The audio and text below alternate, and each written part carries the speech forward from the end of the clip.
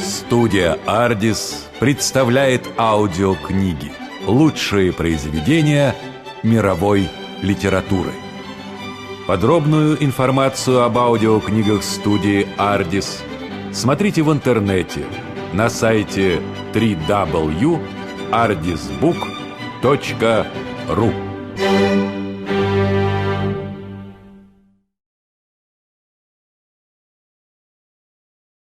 Selected short stories by Mark Twain. The Diary of Adam and Eve. Part 1. Extracts from Adam's Diary. Monday.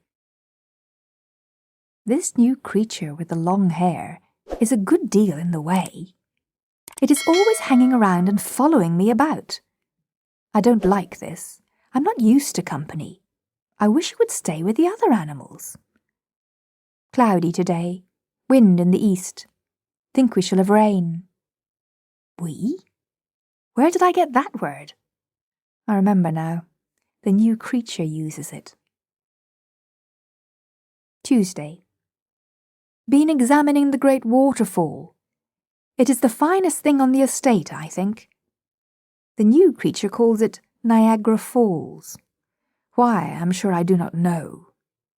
Says it looks like Niagara Falls. That is not a reason. It is mere waywardness and imbecility. I get no chance to name anything myself. The new creature names everything that comes along before I can get in a protest. And always that same pretext is offered. It looks like the thing. There is the dodo, for instance. Says the moment one looks at it, one sees at a glance that it looks like a dodo. It will have to keep that name, no doubt. It wearies me to fret about it, and it does no good anyway. Dodo. It looks no more like a dodo than I do. Wednesday. Built me a shelter against the rain, but could not have it to myself in peace. The new creature intruded. When I tried to put it out, it shed water out of the holes it looks with, and wiped it away with the back of its paws, and made a noise such as some of the other animals make when they are in distress. I wish it would not talk. It's always talking. That sounds like a cheap fling at the poor creature, a slur, but I do not mean it so. I have never heard the human voice before, and any new and strange sound trading itself here upon the solemn hush of these solitudes offends my ear and seems a false note. And this new sound is so close to me. It is right at my shoulder, right at my ear, first on one side and then on the other. And I am used only to sounds that are more or less distant from me. Friday. The naming goes recklessly on in spite of anything I can do. I had a very good name for the estate, and it was musical and pretty. Garden of Eden. Privately, I continued to call it that, but not any longer publicly. The new creature says it is all woods and rocks and scenery, and therefore has no resemblance to a garden, says it looks like a park, and does not look like anything but a park. Consequently, without consulting me, it has been new named Niagara Falls Park. This is sufficiently high-handed, it seems to me, and already there is a sign up, "Keep off the grass." My life is not as happy as it was. Saturday. The new creature eats too much fruit. We're going to run short, most likely. We, again. That is its word. Mine too now, from hearing it so much. Good deal of fog this morning. I do not go out in the fog myself. The new creature does. It goes out in all weathers and stumps right in with its muddy feet, and talks. It used to be so pleasant and quiet here. Sunday. Pulled through. This day is getting to be more and more trying. It was selected and set apart last November as a day of rest. I had already 6 of them per week before. This morning found the new creature trying to clod apples out of that forbidden tree. Monday. The new creature says its name is Eve. That is all right. I have no objections. Says it is to call it by when I want it to come. I said it was superfluous then. The word evidently raised me in its respect, and indeed it is a large, good word, and will bear repetition. It says it is not an it is a she. This is probably doubtful, yet it is all one to me. What she is were nothing to me, if she would but go by herself, and not talk. Tuesday.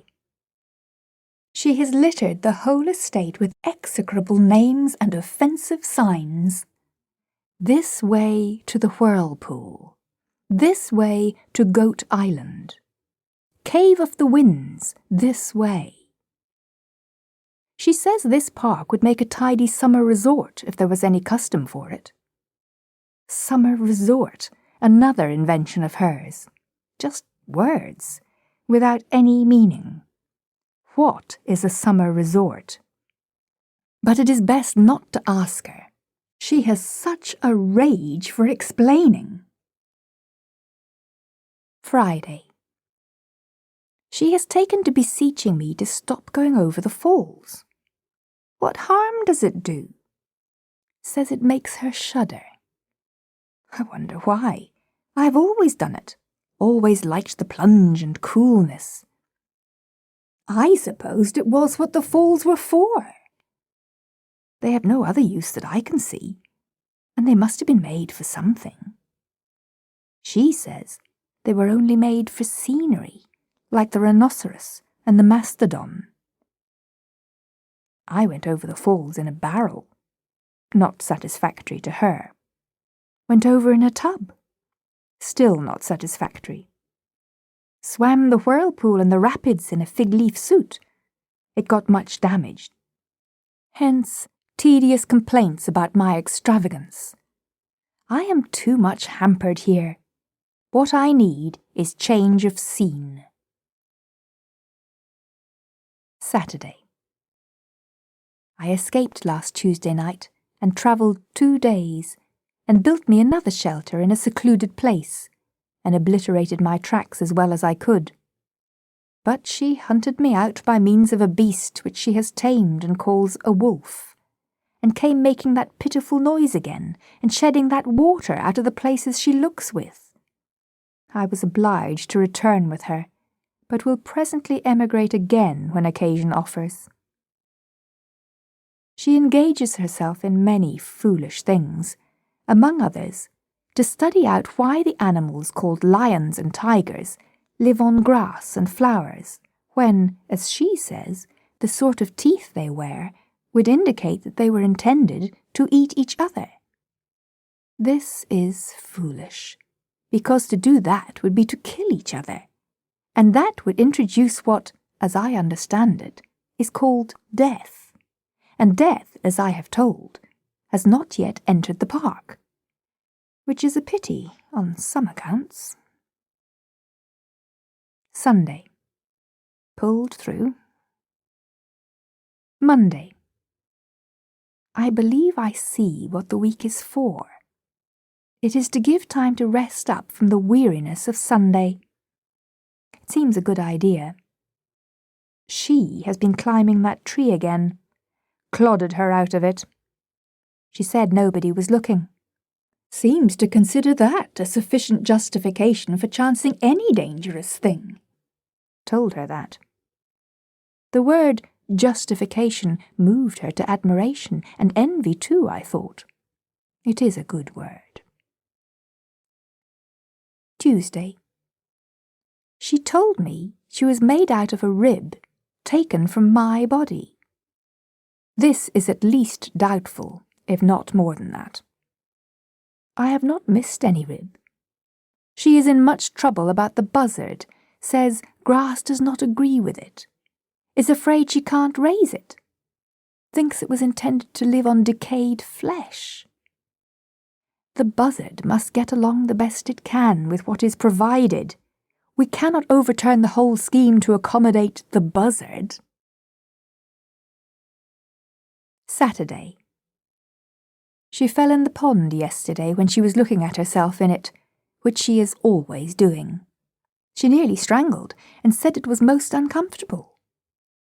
This made her sorry for the creatures which live in there, which she calls fish, for she continues to fasten names onto things that don't need them and don't come when they are called by them, which is a matter of no consequence to her. She is such a numbskull anyway. So she got a lot of them out and brought them in last night and put them in my bed to keep warm. But I have noticed them now and then all day, and I don't see that they are any happier there than they were before, only quieter. When night comes, I shall throw them outdoors. I will not sleep with them again, for I find them clammy and unpleasant to lie among when a person hasn't anything on. Sunday. Pulled through. Tuesday. She is taken up with a snake now. The other animals are glad, for she was always experimenting with them and bothering them, and I am glad because the snake talks, and this enables me to get a rest. Friday. She says the snake advises her to try the fruit of that tree, and says the result will be a great and fine and noble education. I told her there would be another result too. It would introduce death into the world. That was a mistake. It had been better to keep the remark to myself. It only gave her an idea. She could save the sick buzzard and furnish fresh meat to the despondent lions and tigers. I advised her to keep away from the tree. She said she wouldn't. I foresee trouble. Will emigrate. Wednesday. I have had a variegated time. I escaped last night and rode a horse all night as fast as he could go, hoping to get clear out of the park and hide in some other country before the trouble should begin. But it was not to be.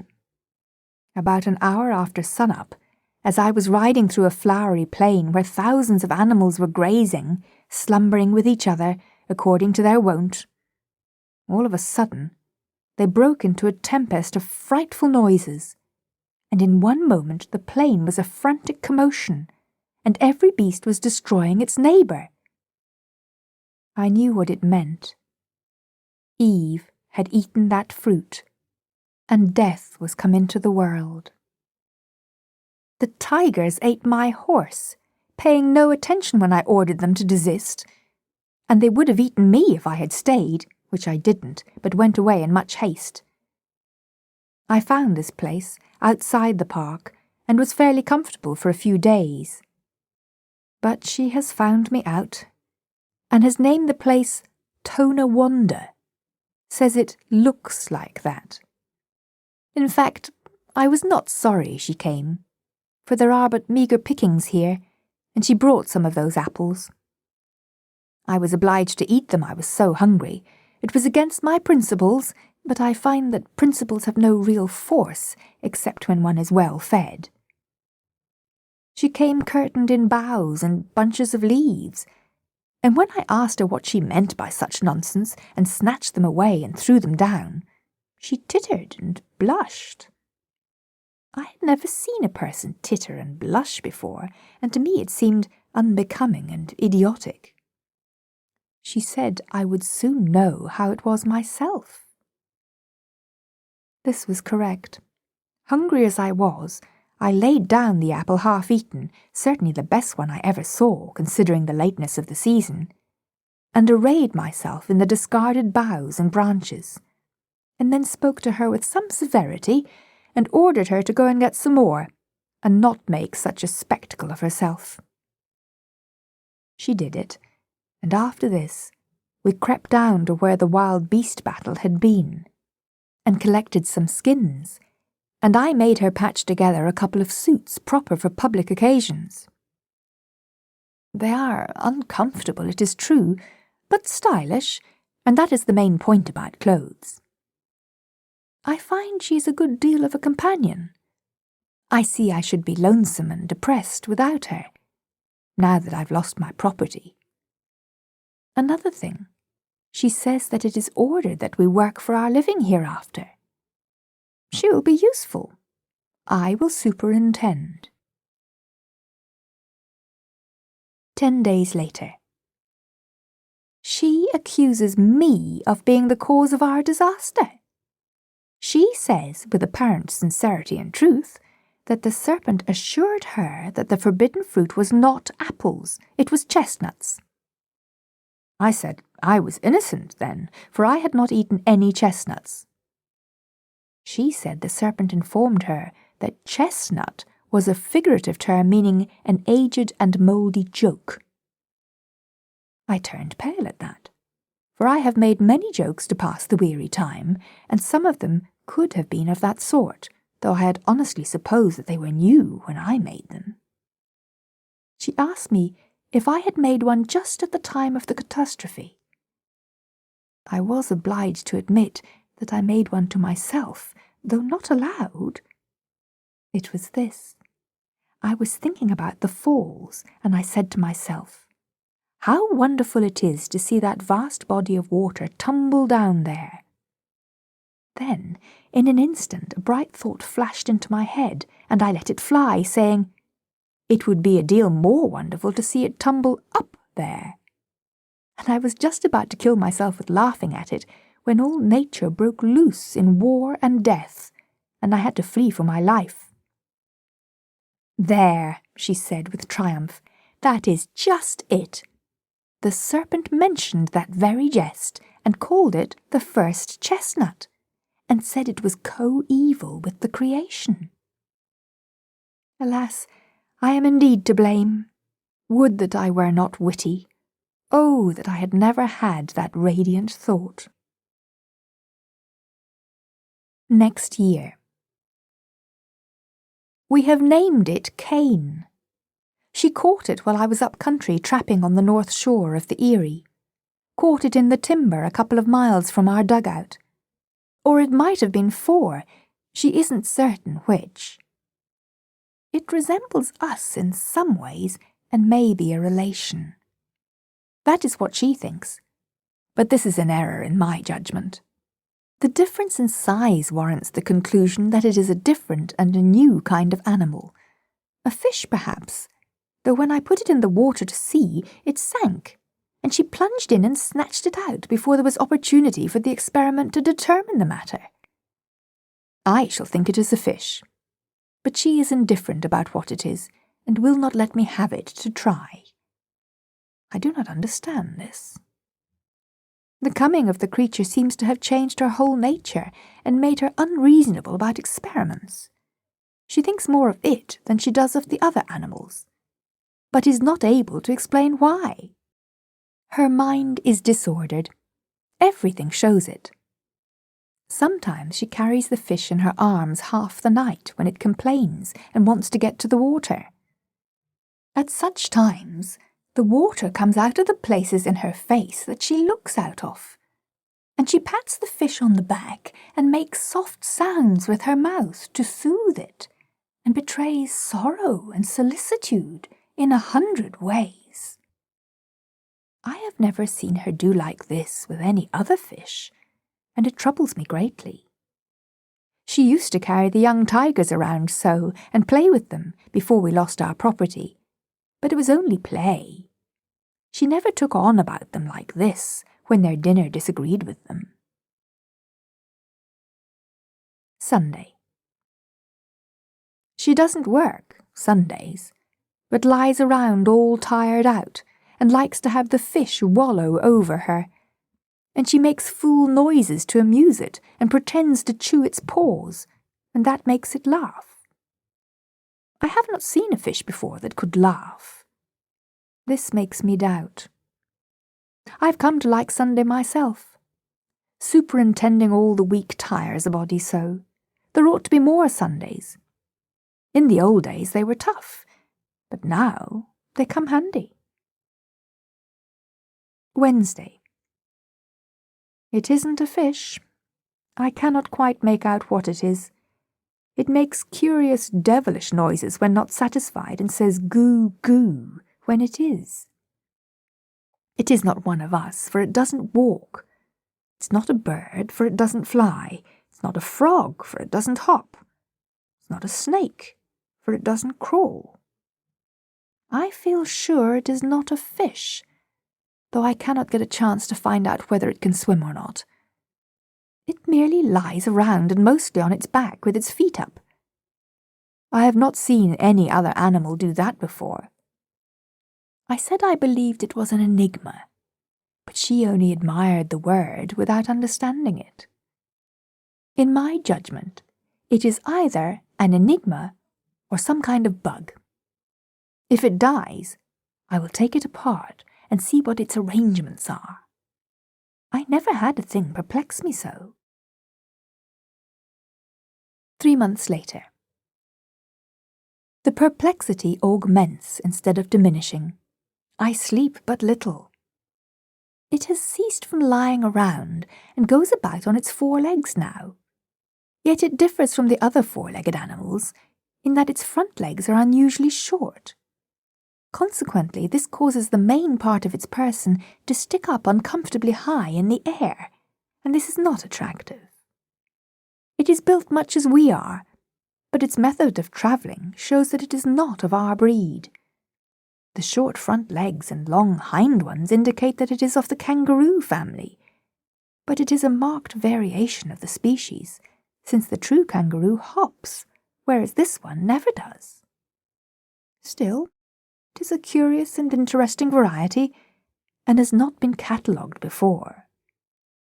As I discovered it, I have felt justified in securing the credit of the discovery by attaching my name to it, and hence have called it Kangaroorum adamiensis. It must have been a young one when it came, for it has grown exceedingly since. It must be 5 times as big now as it was then, and when discontented, it is able to make from 22 to 38 times the noise it made at first. Coercion does not modify this, but has the contrary effect. For this reason, I discontinued the system.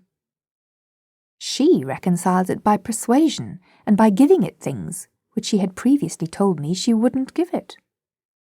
As already observed, I was not at home when it first came, and she told me she found it in the woods.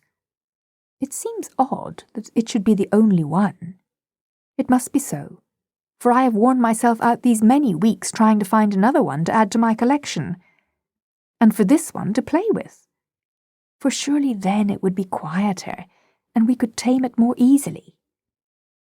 But I find none, nor any vestige of any, and strangest of all, no tracks. It has to live on the ground, it cannot help itself, therefore how does it get about without leaving a track? I have set a dozen traps, but they do no good. I catch all small animals except that one. Animals that merely go into the trap out of curiosity, I think, to see what the milk is there for. They never drink it. 3 months later. The kangaroo still continues to grow, which is very strange and perplexing. I never knew one to be so long getting its growth. It has fur on its head now, not like kangaroo fur, but exactly like our hair, except that it is much finer and softer, and instead of being black, is red. I am like to lose my mind over the capricious and harassing developments of this unclassifiable zoological freak. If I could catch another one, but that is hopeless. It is a new variety, and the only sample. This is plain. But I caught a true kangaroo and brought it in, thinking that this one, being lonesome, would rather have that for company than have no kin at all. Or any animal could feel a nearness to or get sympathy from in its forlorn condition here among strangers, who do not know its ways or habits, or what to do to make it feel that it is among friends. But it was a mistake.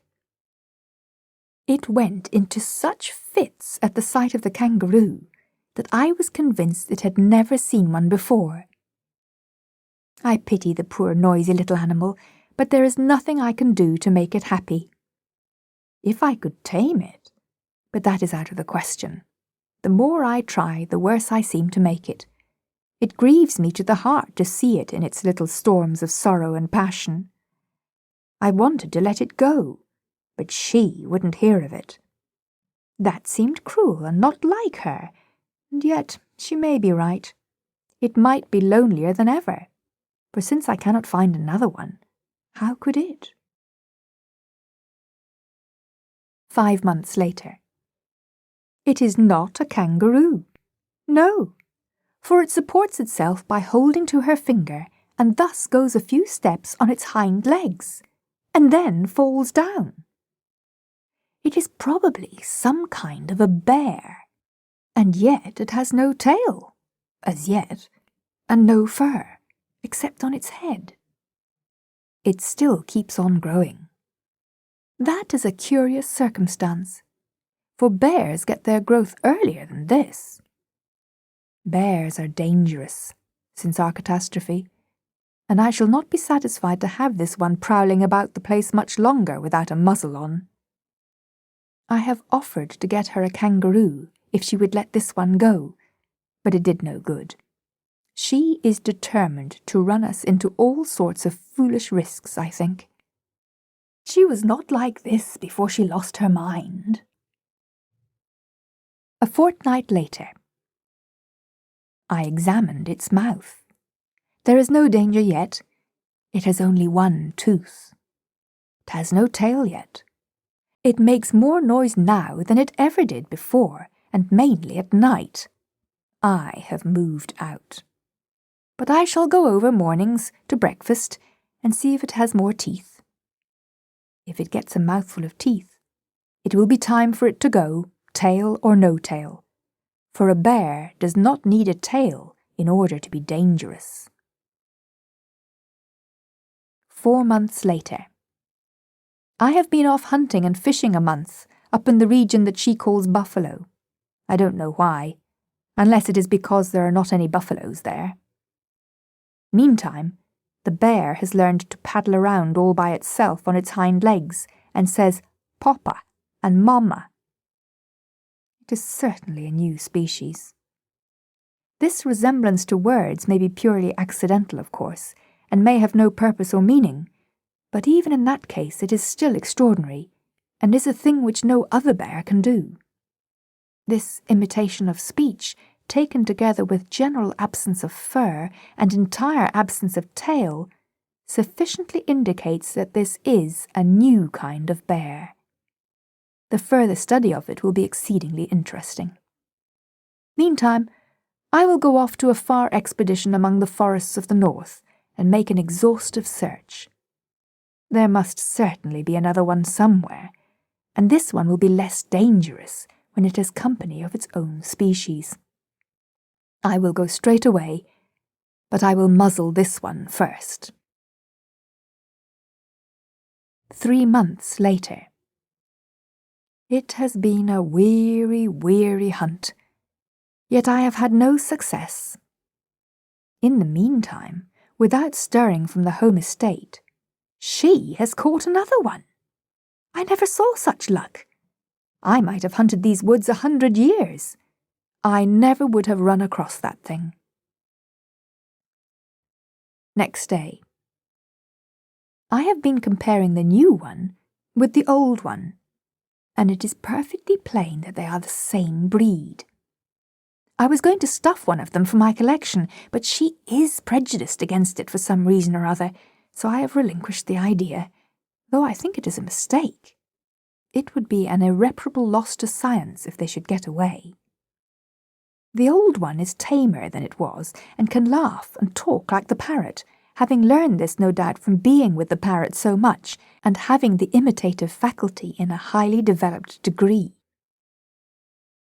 I shall be astonished if it turns out to be a new kind of parrot, and yet I ought not to be astonished, for it has already been everything else I could think of since those first days when it was a fish.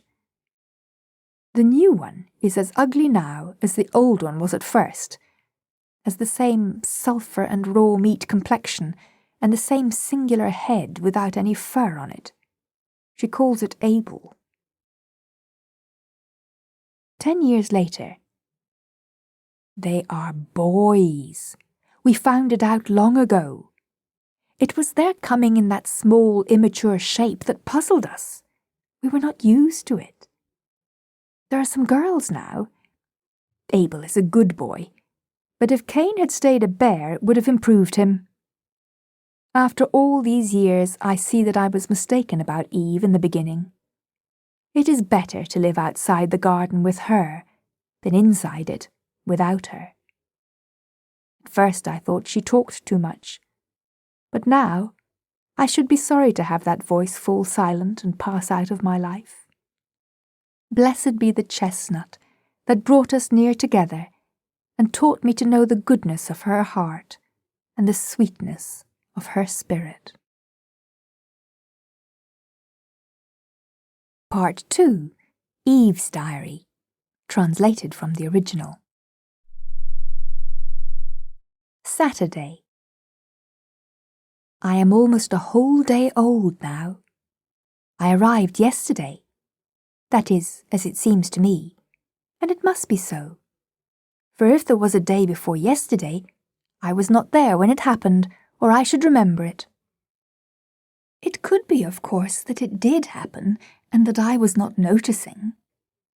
Very well, I will be very watchful now, and if any day before yesterday's happen, I will make a note of it. It will be best to start right now and not let the record get confused, for some instinct tells me that these details are going to be important to the historian some day. For I feel like an experiment. I feel exactly like an experiment. It would be impossible for a person to feel more like an experiment than I do, and so I am coming to feel convinced that that is what I am, an experiment. Just an experiment, and nothing more. Then, if I am an experiment, am I the whole of it? No, I think not. I think the rest of it is part of it. I am the main part of it, but I think the rest of it has its share in the matter. Is my position assured, or do I have to watch it and take care of it? The latter, perhaps. Some instinct tells me that eternal vigilance is the price of supremacy. That is a good phrase, I think, for one so young. Everything looks better today than it did yesterday. In the rush of finishing up yesterday, the mountains were left in a ragged condition, and some of the plains were so cluttered with rubbish and remnants that the aspects were quite distressing. Noble and beautiful works of art should not be subjected to haste. And this majestic new world is indeed the most noble and beautiful work, and certainly marvellously near to being perfect, notwithstanding the shortness of the time. There are too many stars in some places, and not enough in others, but that can be remedied presently, no doubt. The moon got loose last night, and slid down and fell out of the scheme, a very great loss. It breaks my heart to think of it. There isn't another thing among the ornaments and decorations that is comparable to it for beauty and finish. It should have been fastened better, if we can only get it back again. But of course, there is no telling where it went to. Besides, whoever gets it will hide it. I know it, because I would do it myself. I believe I can be honest in all other matters, but I already begin to realize that the core and center of my nature is love for the beautiful, a passion for the beautiful, and that it would not be safe to trust me with a moon that belonged to another person, and that person didn't know I had it. I could give up a moon that I found in the daytime, because I should be afraid that someone was looking. But if I found it in the dark, I am sure I should find some kind of an excuse for not saying anything about it. For I do love moons. They are so pretty and so romantic. I wish we had 5 or 6. I would never go to bed. I should never get tired lying on the moss bank and looking up at them. Stars are good too. I wish I could get some to put in my hair, but I suppose I never can. You would be surprised to find how far off they are, for they do not look it. When they first showed, last night, I tried to knock some down with a pole, but it didn't reach, which astonished me. Then I tried clods till I was all tired out, but I never got one. It was because I am left-handed and cannot throw good. Even when I aimed at the one I wasn't after, I couldn't hit the other one, though I did make some close shots, for I saw the black blot of the clod sail right into the midst of the golden clusters 40 or 50 times, just barely missing them. And if I could have held out a little longer, maybe I could have got one. So I cried a little, which was natural, I suppose, for one of my age. And after I was rested, I got a basket and started for a place on the extreme rim of the circle, where the stars are close to the ground, and I could get them with my hands, which would be better anyway, because I could gather them tenderly then and not break them. But it was farther than I thought, and at last I had to give it up. I was so tired, I couldn't drag my feet another step, and besides, they were sore and hurt me very much. I couldn't get back home. It was too far and turning cold. But I found some tigers and nestled in among them and was most adorably comfortable. And their breath was sweet and pleasant because they live on strawberries. I had never seen a tiger before, but I knew them in a minute by the stripes.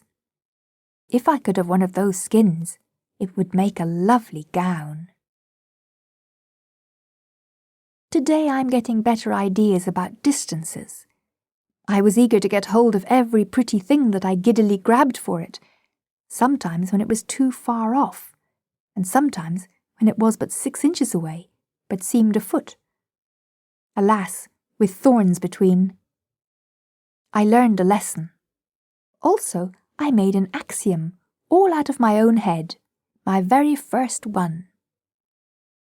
The scratched experiment shuns the thorn. I think it is a very good one for one so young.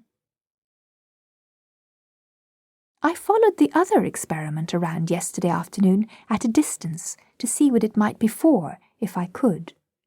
But I was not able to make it out. I think it is a man. I had never seen a man, but it looked like one, and I feel sure that that is what it is. I realize that I feel more curiosity about it than about any of the other reptiles. If it is a reptile, and I suppose it is, for it has frowsy hair and blue eyes, and looks like a reptile. It has no hips. It tapers like a carrot. When it stands, it spreads itself apart like a derrick. So I think it is a reptile, though it may be architecture. I was afraid of it at first, and started to run every time it turned around, for I thought it was going to chase me. By and by, I found it was only trying to get away. So after that, I was not timid any more, but tracked it along several hours, about 20 yards behind, which made it nervous and unhappy. At last, it was a good deal worried and climbed a tree. I waited a good while, then gave it up and went home. Today, the same thing over. I've got it up the tree again. Sunday. It is up there yet, resting apparently, but that is a subterfuge. Sunday isn't the day of rest. Saturday is appointed for that. It looks to me like a creature that is more interested in resting than in anything else. It would tire me to rest so much. It tires me just to sit around and watch the tree. I do wonder what it is for. I never see it do anything. They returned the moon last night, and I was so happy. I think it is very honest of them. It slid down and fell off again, but I was not distressed. There is no need to worry when one has that kind of neighbours. They will fetch it back. I wish I could do something to show my appreciation. I would like to send them some stars, for we have more than we can use. I mean I, not we, for I can see that the reptile cares nothing for such things. It has low tastes and is not kind. When I went there yesterday evening in the gloaming, it had crept down and was trying to catch the little speckled fishes that play in the pool. And I had to clod it to make it go up the tree again and let them alone. I wonder if that is what it is for. Hasn't it any heart? Hasn't it any compassion for those little creatures? Can it be that it was designed and manufactured for such ungentle work? It has the look of it. One of the clods took it back of the ear, and it used language. It gave me a thrill, for it was the first time I had ever heard speech, except my own. I did not understand the words, but they seemed expressive.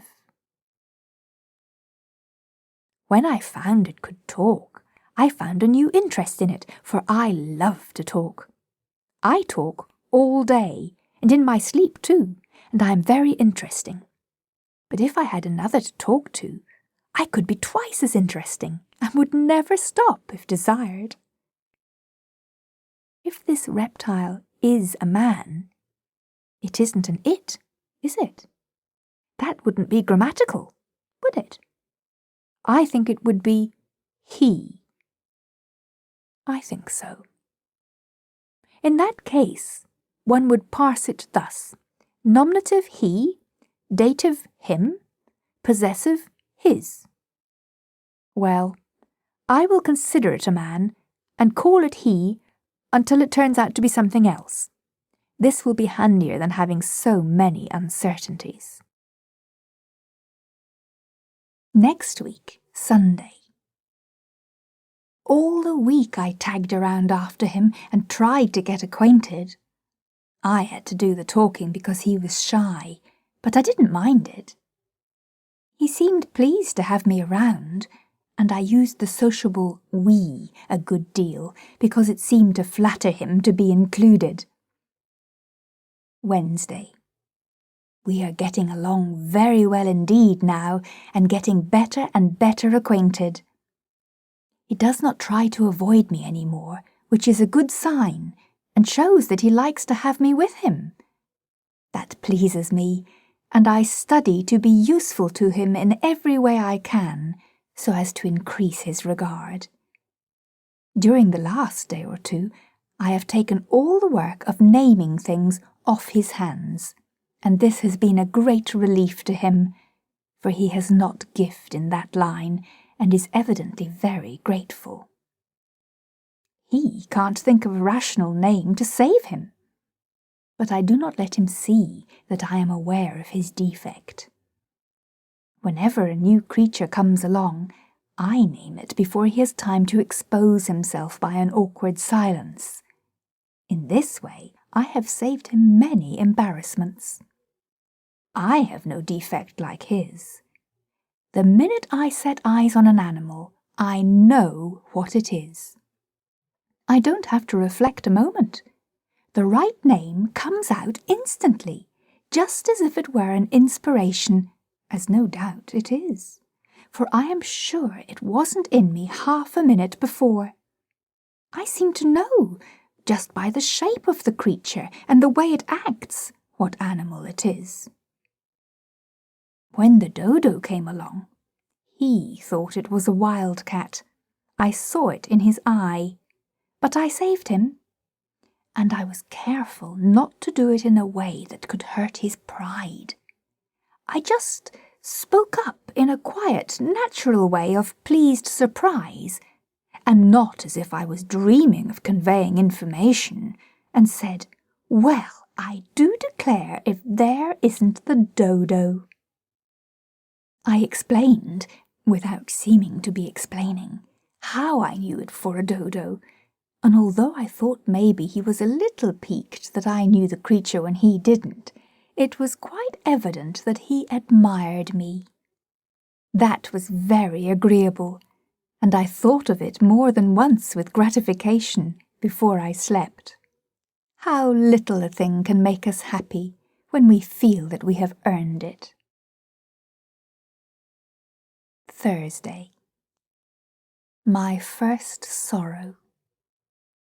Yesterday he avoided me, and seemed to wish I would not talk to him. I could not believe it, and thought there was some mistake, for I loved to be with him, and loved to hear him talk, and so how could it be that he could feel unkind toward me when I had not done anything? But at last it seemed true. So I went away and sat lonely in the place where I first saw him the morning we were made, and I did not know what he was, and was indifferent about him. But now it was a mournful place, and every little thing spoke of him, and my heart was very sore. I did not know why very clearly, for it was a new feeling. I had not experienced it before, and it was all a mystery, and I could not make it out. But when night came, I could not bear the lonesomeness, and went to the new shelter which he has built, to ask him what I had done that was wrong, and how I could mend it and get back his kindness again. But he put me out in the rain, and it was my first sorrow. Sunday. It is pleasant again now, and I am happy. But those were heavy days. I do not think of them when I can help it. I tried to get him some of those apples, but I cannot learn to throw straight. I failed, but I think the good intention pleased him. They are forbidden, and he says I shall come to harm. And so I come to harm through pleasing him? Why shall I care for that harm? Monday. This morning I told him my name, hoping it would interest him. But he did not care for it. It is strange. If he should tell me his name, I would care. I think it would be pleasanter in my ears than any other sound. He talks very little. Perhaps it's because he's not bright and is sensitive about it and wishes to conceal it. It is much a pity that he should feel so, for brightness is nothing. It is in the heart that the values lie. I wish I could make him understand that a loving good heart is riches, and riches enough, and that without it, intellect is poverty. Although he talks so little, he has quite a considerable vocabulary.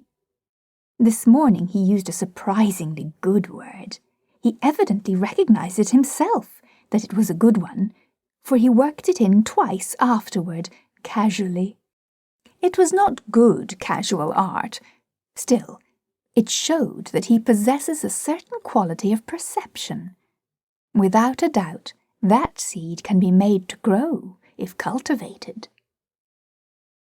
Where did he get that word? I do not think I have ever used it. No, he took no interest in my name.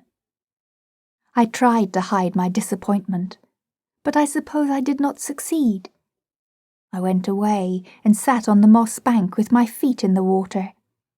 It is where I go when I hunger for companionship. Someone to look at, someone to talk to. It's not enough. That lovely white body painted there in the pool. But it is something, and something is better than utter loneliness. It talks when I talk. It is sad when I am sad. It comforts me with its sympathy. It says, "Do not be downhearted, you poor friendless girl. I will be your friend." It is a good friend to me, and my only one. It is my sister. That first time that she forsook me, I shall never forget that. Never, never. My heart was lead in my body. I said, "She was all I had, and now she is gone." In my despair I said, "Break my heart. I cannot bear my life any more," and hid my face in my hands, and there was no solace for me. And when I took them away after a little, there she was again, white and shining and beautiful, and I sprang into her arms. That was perfect happiness. I had known happiness before, but it was not like this, which was ecstasy. I never doubted her afterward. Sometimes she stayed away, maybe an hour, maybe almost the whole day, but I waited and did not doubt. I said, "She is busy, or she is gone on a journey, but she will come." And it was so. She always did. At night she would not come if it were dark, for she was a timid little thing. But if there was a moon, she would come. I am not afraid of the dark, but she is younger than I am. She was born after I was. Many and many are the visits I have paid her. She is my comfort and my refuge when my life is hard, and it is mainly that. Tuesday. All the morning I was at work improving the estate, and I purposely kept away from him, in the hope that he would get lonely and come. But he did not. At noon I stopped for the day, and took my recreation by flitting all about with the bees and the butterflies, and revelling in the flowers, those beautiful creatures that catch the smile of God out of the sky and preserve it. I gathered them, and made them into wreaths and garlands, and clothed myself in them while I ate my luncheon. Apples, of course. Then I sat in the shade, and wished, and waited. But he did not come. But no matter. Nothing would have come of it, for he does not care for flowers. He calls them rubbish, and cannot tell one from another, and thinks it is superior to feel like that. He does not care for me. He does not care for flowers. He does not care for the painted sky at eventide.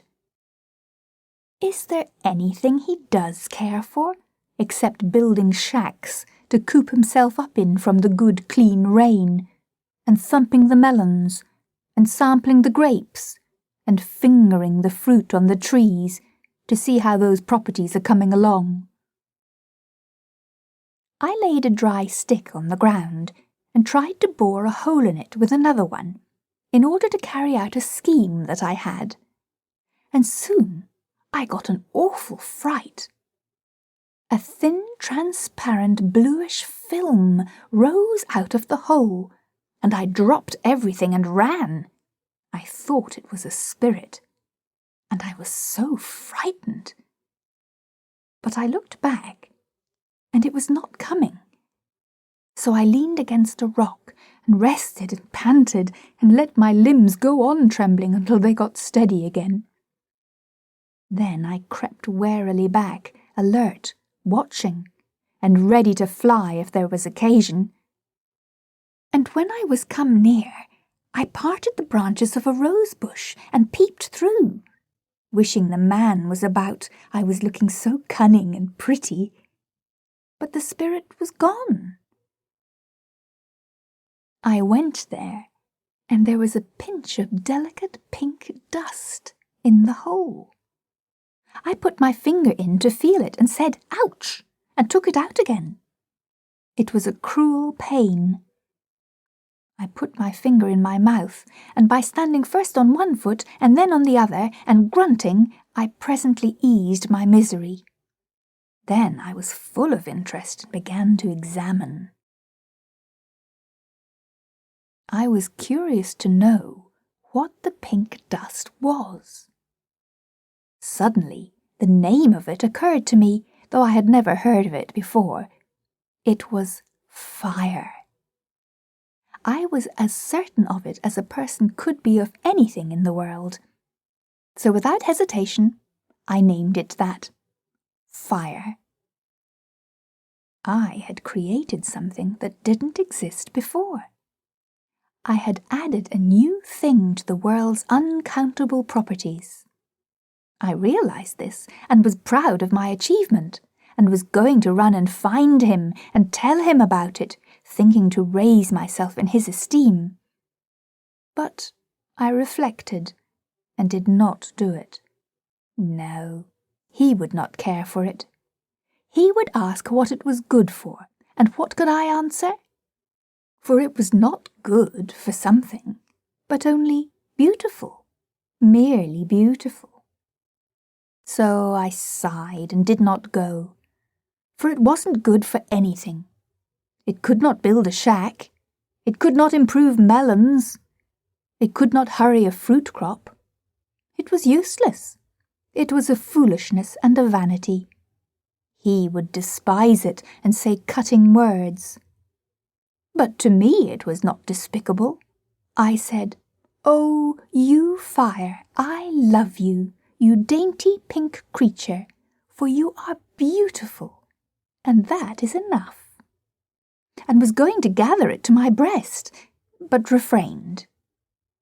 Then I made another maxim out of my own head, though it was so nearly like the first one that I was afraid it was only a plagiarism. The burnt experiment shuns the fire. I wrought again, and when I had made a good deal of fire dust, I emptied it into a handful of dry brown grass, intending to carry it home and keep it always and play with it. But the wind struck it, and it sprayed up and spat out at me fiercely, and I dropped it and ran. When I looked back, the blue spirit was towering up and stretching and rolling away like a cloud, and instantly I thought of the name of it, smoke, though upon my word I had never heard of smoke before. Soon brilliant yellow and red flares shot up through the smoke, and I named them in an instant. Flames.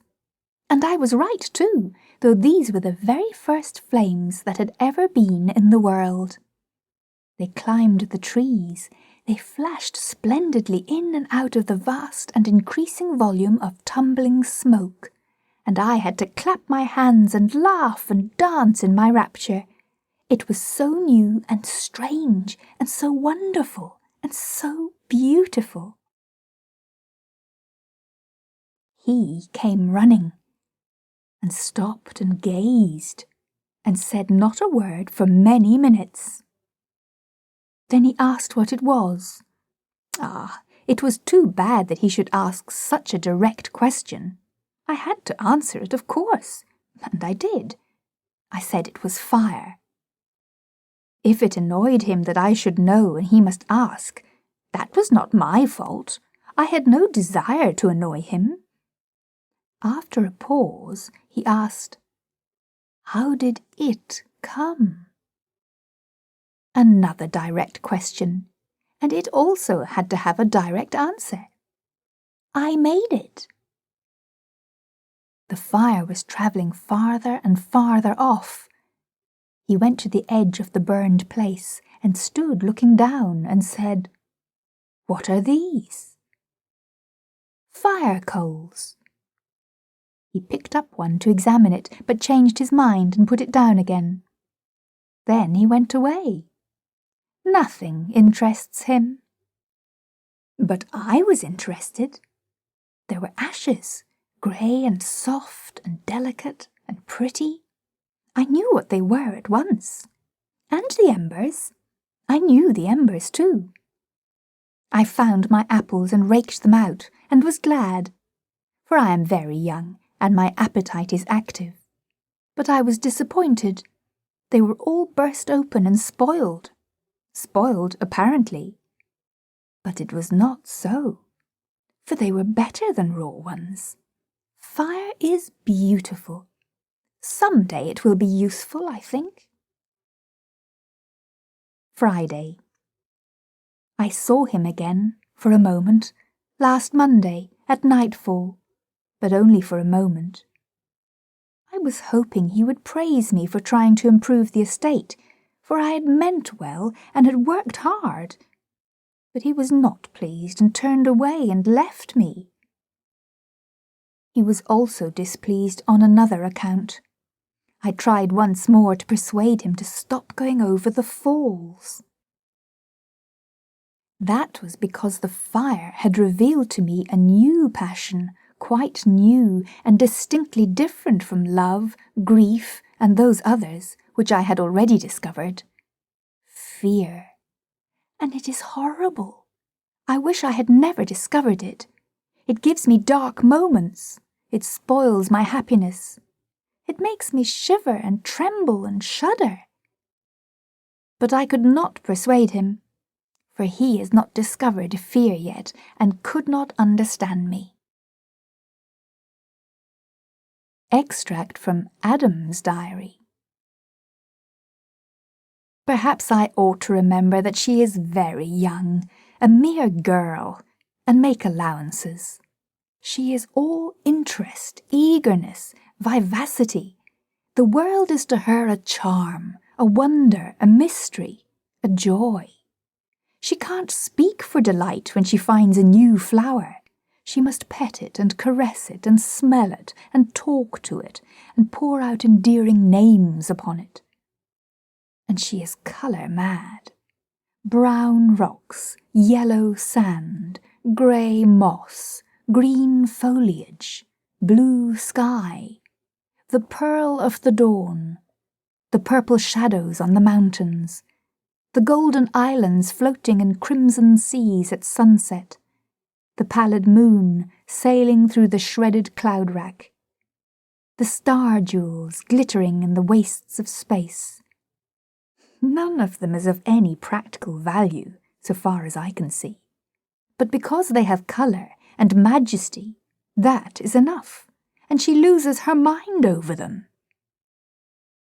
If she could quiet down and keep still a couple of minutes at a time, it would be a reposeful spectacle. In that case, I think I could enjoy looking at her.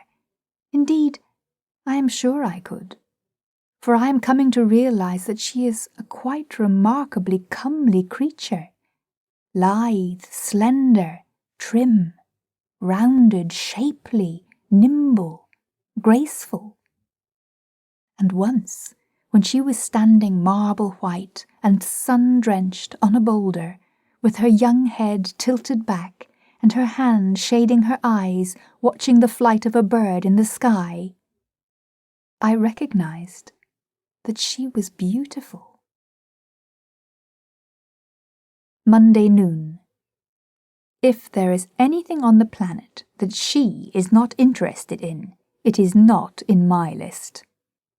There are animals that I am indifferent to, but it is not so with her. She has no discrimination. She takes to all of them.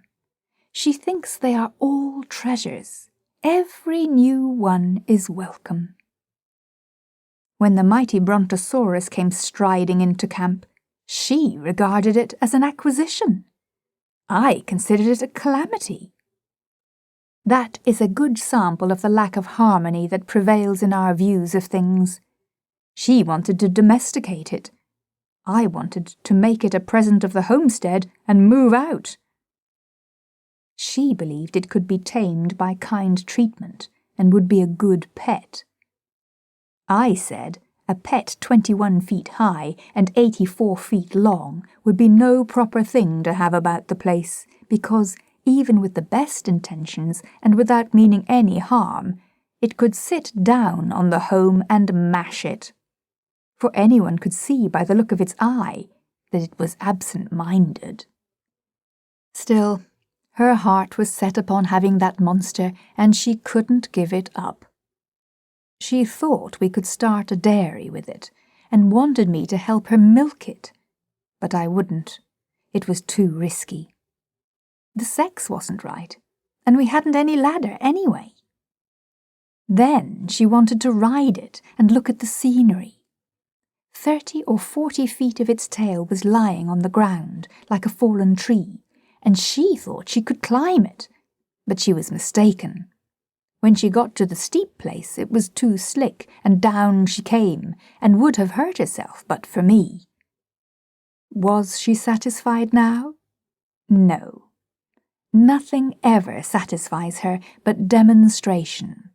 Untested theories are not in her line, and she won't have them. It is the right spirit, I concede. It attracts me. I feel the influence of it. If I were with her more, I think I should take it up myself.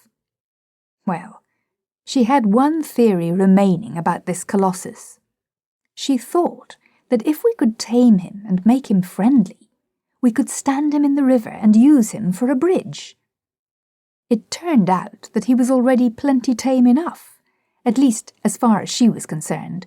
So she tried her theory, but failed. Every time she got him properly placed in the river and went ashore to cross over on him, he came out and followed her around like a pet mountain, like the other animals. They all do that. Friday. Tuesday, Wednesday, Thursday, and today. All without seeing him. It is a long time to be alone. Still, it's better to be alone than unwelcome. I had to have company. I was made for it, I think. So I made friends with the animals. They are just charming, and they have the kindest disposition and the politest ways. They never look sour. They never let you feel that you are intruding. They smile at you and wag their tail, if they've got one. And they are always ready for a romp or an excursion or anything you want to propose. I think they are perfect gentlemen. All these days we have had such good times, and it hasn't been lonesome for me ever. Lonesome? I should say not. Why, there's always a swarm of them around, sometimes as much as 4 or 5 acres. You can't count them. And when you stand on a rock in the midst and look out over the furry expanse, it is so mottled and splashed and gay with colour and frisking sheen and sunflash, and so rippled with stripes that you might think it was a lake, only you know it isn't.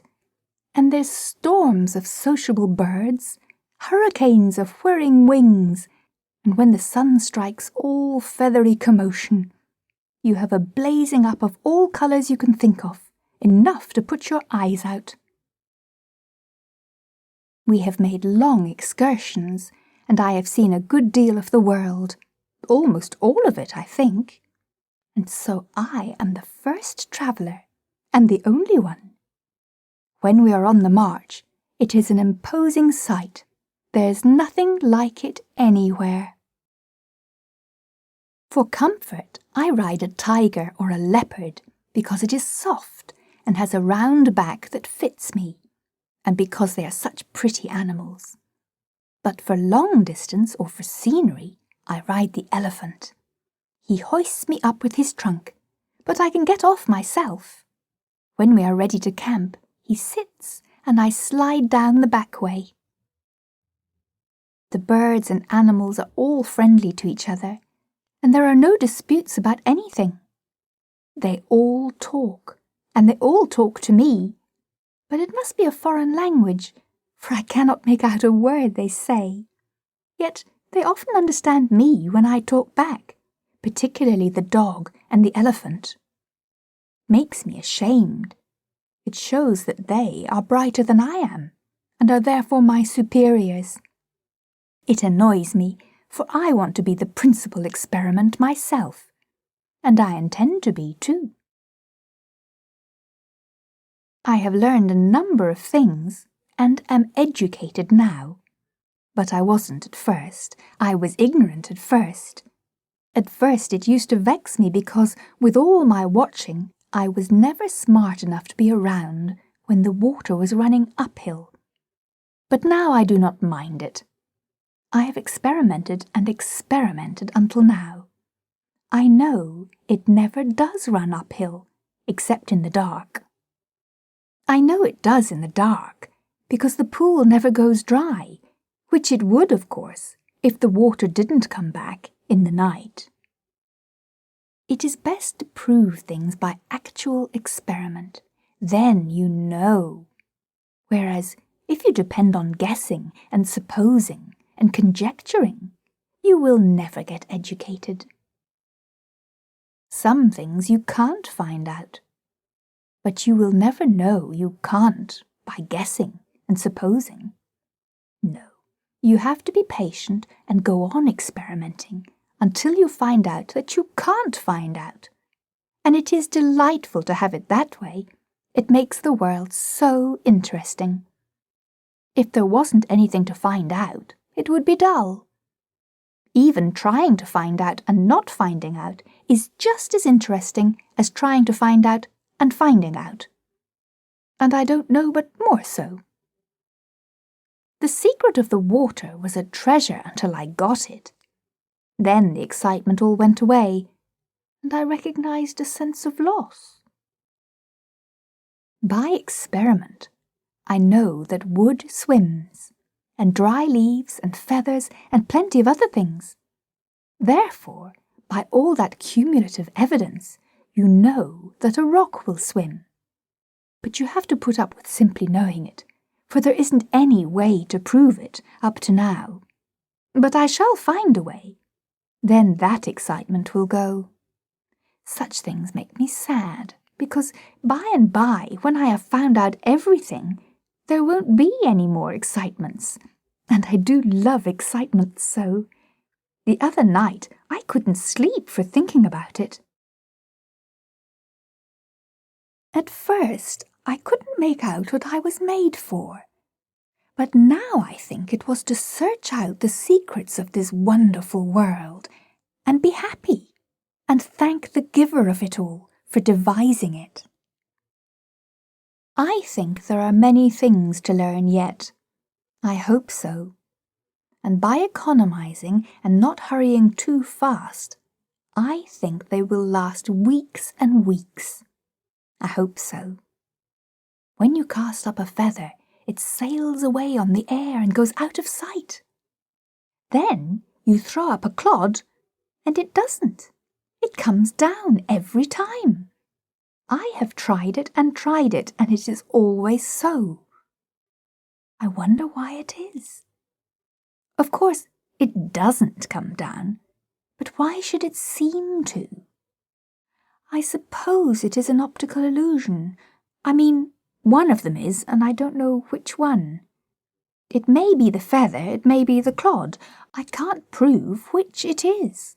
I can only demonstrate that one or the other is a fake, and let a person take his choice. By watching, I know that the stars are not going to last. I have seen some of the best ones melt and run down the sky. Since one can melt, they can all melt. Since they can all melt the same night. That sorrow will come, I know it. I mean to sit up every night and look at them as long as I can keep awake, and I will impress those sparkling fields on my memory, so that by and by, when they are taken away, I can, by my fancy, restore those lovely myriads to the black sky and make them sparkle again, and double them by the blur of my tears. After the fall. When I look back, the garden is a dream to me. It was beautiful, surpassingly beautiful, and enchantingly beautiful, and now it is lost, and I shall not see it any more. The garden is lost, but I have found him, and am content. He loves me as well as he can. I love him with all the strength of my passionate nature, and this, I think, is proper to my youth and sex.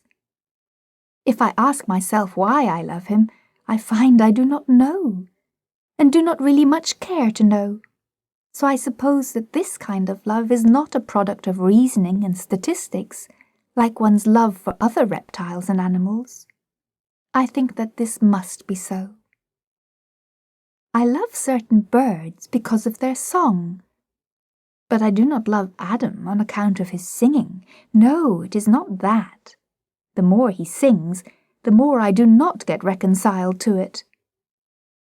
Yet I ask him to sing because I learn to like everything he is interested in. I am sure I can learn, because at first I could not stand it, but now I can. It sours the milk, but it doesn't matter. I can get used to that kind of milk. It is not on account of his brightness that I love him. Oh, it is not that. He is not to blame for his brightness, such as it is, for he did not make it himself. He is as God made him, and that is sufficient. There was a wise purpose in it, that I know. In time it will develop, though I think it will not be sudden. And besides, there is no hurry. He is well enough just as he is.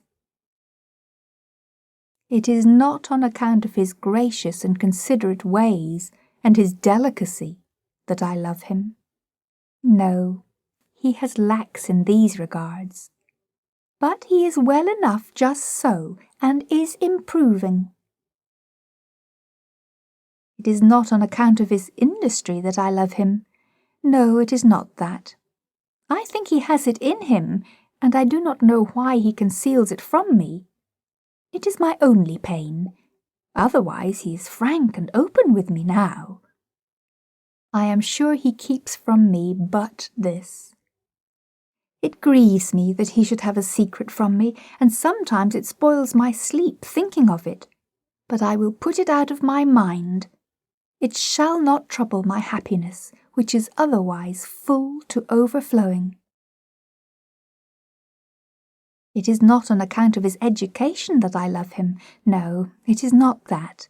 He is self-educated, and does really know a multitude of things, but they are not so. It is not on account of his chivalry that I love him. No, it is not that. He told on me, but I do not blame him.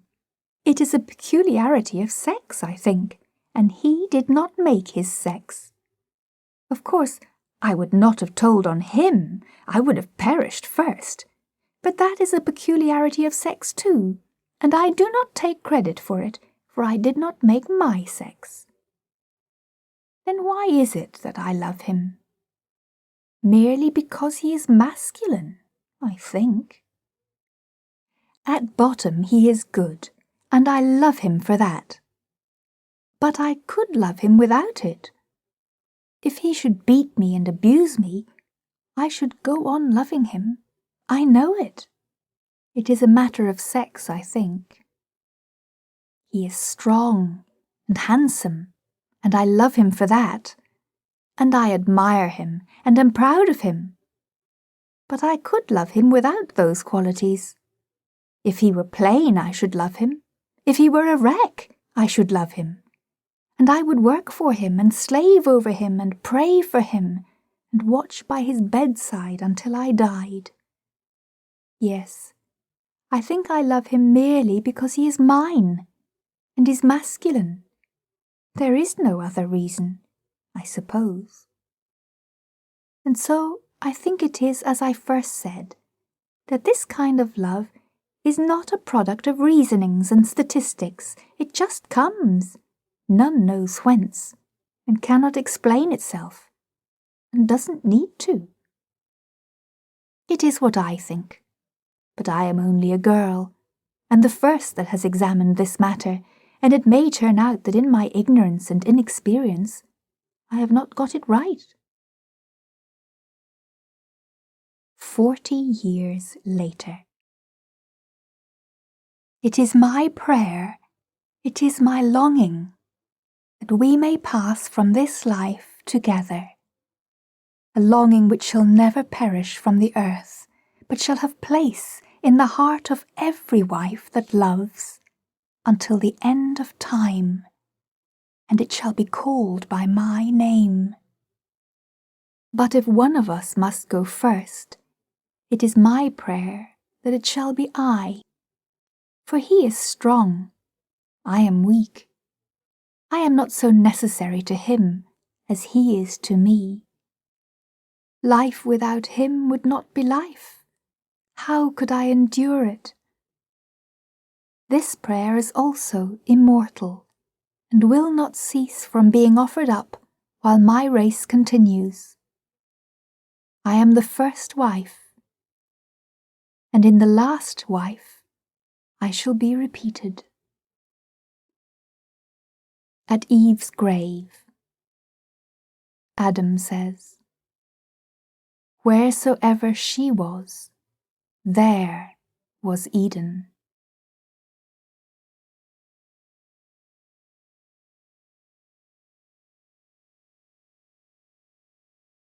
The £1 million banknote.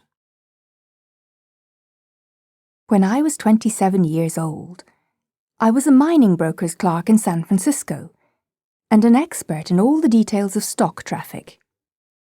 I was alone in the world, and had nothing to depend upon but my wits and a clean reputation. But these were setting my feet in the road to eventual fortune, and I was content with the prospect. My time was my own after the afternoon board, Saturdays, and I was accustomed to put it in on a little sailboat on the bay. One day I ventured too far, and was carried out to sea. Just at nightfall, when hope was about gone, I was picked up by a small brig which was bound for London. It was a long and stormy voyage, and they made me work my passage without pay as a common sailor. When I stepped ashore in London, my clothes were ragged and shabby, and I had only $1 in my pocket. This money fed and sheltered me 24 hours. During the next 24, I went without food and shelter. About 10 o'clock on the following morning, seedy and hungry, I was dragging myself along Portland Place, when a child that was passing, towed by a nursemaid, tossed a luscious big pear, minus one bite, into the gutter. I stopped, of course, and fastened my desiring eye on that muddy treasure. My mouth watered for it, my stomach craved it, my whole being begged for it. But every time I made a move to get it, some passing eye detected my purpose, and of course I straightened up then and looked indifferent and pretended that I hadn't been thinking about the pear at all.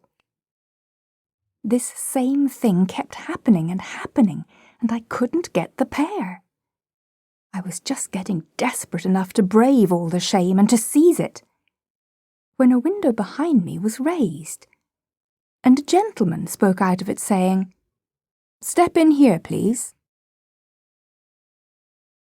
I was admitted by a gorgeous flunkey and shown into a sumptuous room where a couple of elderly gentlemen were sitting. They sent away the servant and made me sit down. They had just finished their breakfast, and the sight of the remains of it almost overpowered me. I could hardly keep my wits together in the presence of that food. But as I was not asked to sample it, I had to bear my trouble as best I could. Now, something had been happening there a little before, which I did not know anything about until a good many days afterward. But I will tell you about it now. Those two old brothers had been having a pretty hot argument a couple of days before, and had ended by agreeing to decide it by a bet, which is the English way of settling everything. You will remember that the Bank of England once issued 2 notes of £1 million each, to be used for a special purpose connected with some public transaction with a foreign country. For some reason or other, only one of these had been used and cancelled. The other still lay in the vaults of the bank. Well, the brothers, chatting along, happened to get to wondering what might be the fate of a perfectly honest and intelligent stranger who should be turned adrift in London without a friend and with no money but that £1 million banknote, and no way to account for his being in possession of it. Brother A said he would starve to death. Brother B said he wouldn't. Brother A said he couldn't offer it at a bank or anywhere else because he would be arrested on the spot.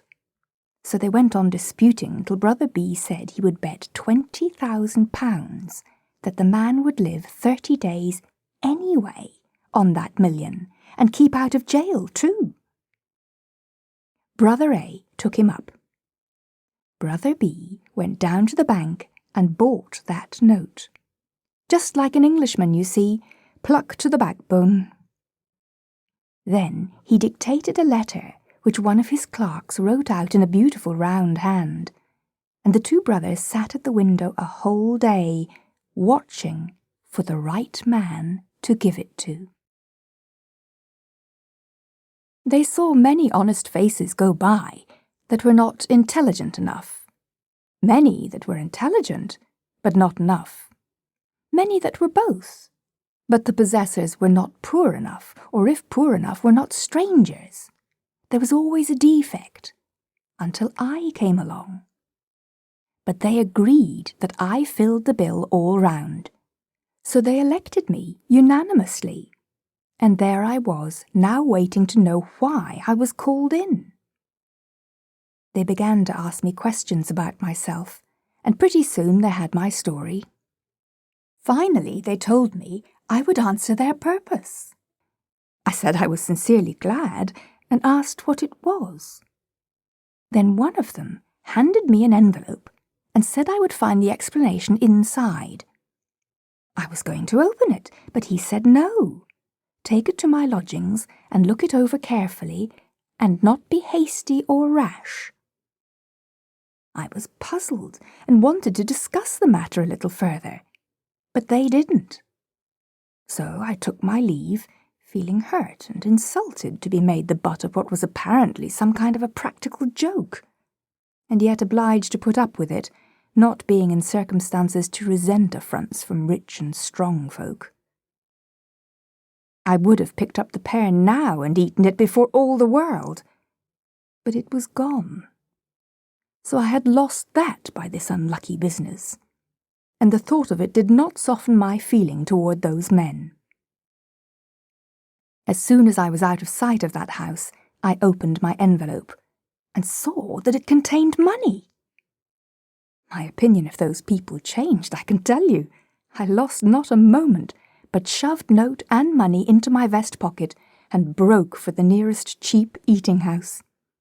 Well, how I did eat! When at last I couldn't hold any more, I took out my money and unfolded it, took one glimpse, and nearly fainted. $5 million! Why, it made my head swim.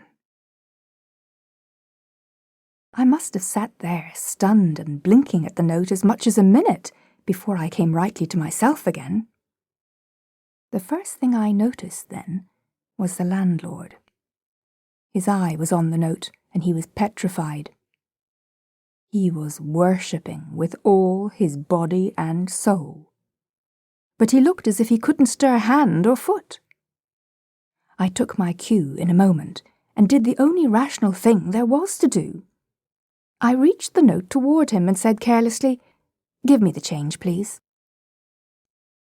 Then he was restored to his normal condition and made 1,000 apologies for not being able to break the bill, and I couldn't get him to touch it. He wanted to look at it and keep on looking at it. He couldn't seem to get enough of it to quench the thirst of his eye.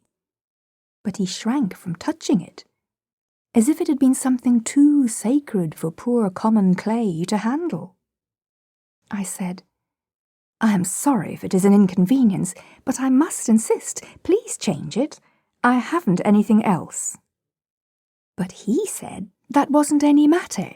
He was quite willing to let the trifle stand over till another time. I said I might not be in his neighbourhood again for a good while, but he said it was of no consequence. He could wait, and moreover, I could have anything I wanted any time I chose, and let the account run as long as I pleased. He said he hoped he wasn't afraid to trust as rich a gentleman as I was, merely because I was of a merry disposition and chose to play larks on the public in the matter of dress. By this time, another customer was entering, and the landlord hinted to me to put the monster out of sight. Then he bowed me all the way to the door, and I started straight for that house and those brothers, to correct the mistake which had been made before the police should hunt me up and help me do it. I was pretty nervous, in fact, pretty badly frightened, though, of course, I was in no way in fault. But I knew men well enough to know that when they find they've given a tramp a £1,000,000 bill when they thought it was a £1, they are in a frantic rage against him, instead of quarrelling with their own near-sightedness as they ought.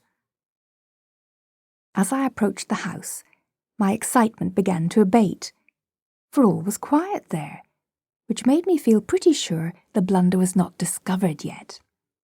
I rang. The same servant appeared. I asked for those gentlemen. "They are gone." This in the lofty, cold way of that fellow's tribe. "Gone? Gone where?" "On a journey." "But whereabouts?" "To the continent, I think." "The continent?" "Yes, sir." "Which way? By what route?" "I can't say, sir." "When will they be back?" "In a month, they said." "A month? Oh, this is awful. Give me some sort of idea of how to get a word to them. It's of the last importance." "I can't, indeed. I've no idea where they've gone, sir." "Then I must see some member of the family." "Family's away, too. Been abroad months. In Egypt and India, I think." "Man, there's been an immense mistake made. They'll be back before tonight. Will you tell them I've been here and that I will keep coming till it's all made right, and they needn't be afraid?" "I'll tell them if they come back, but I am not expecting them." "They said you would be here in an hour to make inquiries, but I must tell it's all right. They'll be here on time and expect you." So I had to give it up and go away. What a riddle it all was. I was like to lose my mind. They would be here on time. What could that mean? Oh, the letter would explain, maybe. I had forgotten the letter. I got it out and read it. This is what it said. "You are an intelligent and honest man, as one may see by your face. We conceive you to be poor and a stranger. Enclosed you will find a sum of money. It is lent to you for 30 days without interest. Report at this house at the end of that time. I have a bet on you. If I win it, you shall have any situation that is in my gift, any, that is, that you shall be able to prove yourself familiar with and competent to fill. No signature, no address, no date. Well, here was a coil to be in. You are posted on what had preceded all this, but I was not. It was just a deep, dark puzzle to me. I hadn't the least idea what the game was, nor whether harm was meant me or a kindness. I went into a park and sat down to try to think it out, and to consider what I had best do. At the end of an hour, my reasonings had crystallized into this verdict. Maybe those men mean me well. Maybe they mean me ill. No way to decide that. Let it go. They've got a game or a scheme or an experiment of some kind on hand. No way to determine what it is. Let it go. There's a bet on me. No way to find out what it is. Let it go. That disposes of the indeterminable quantities.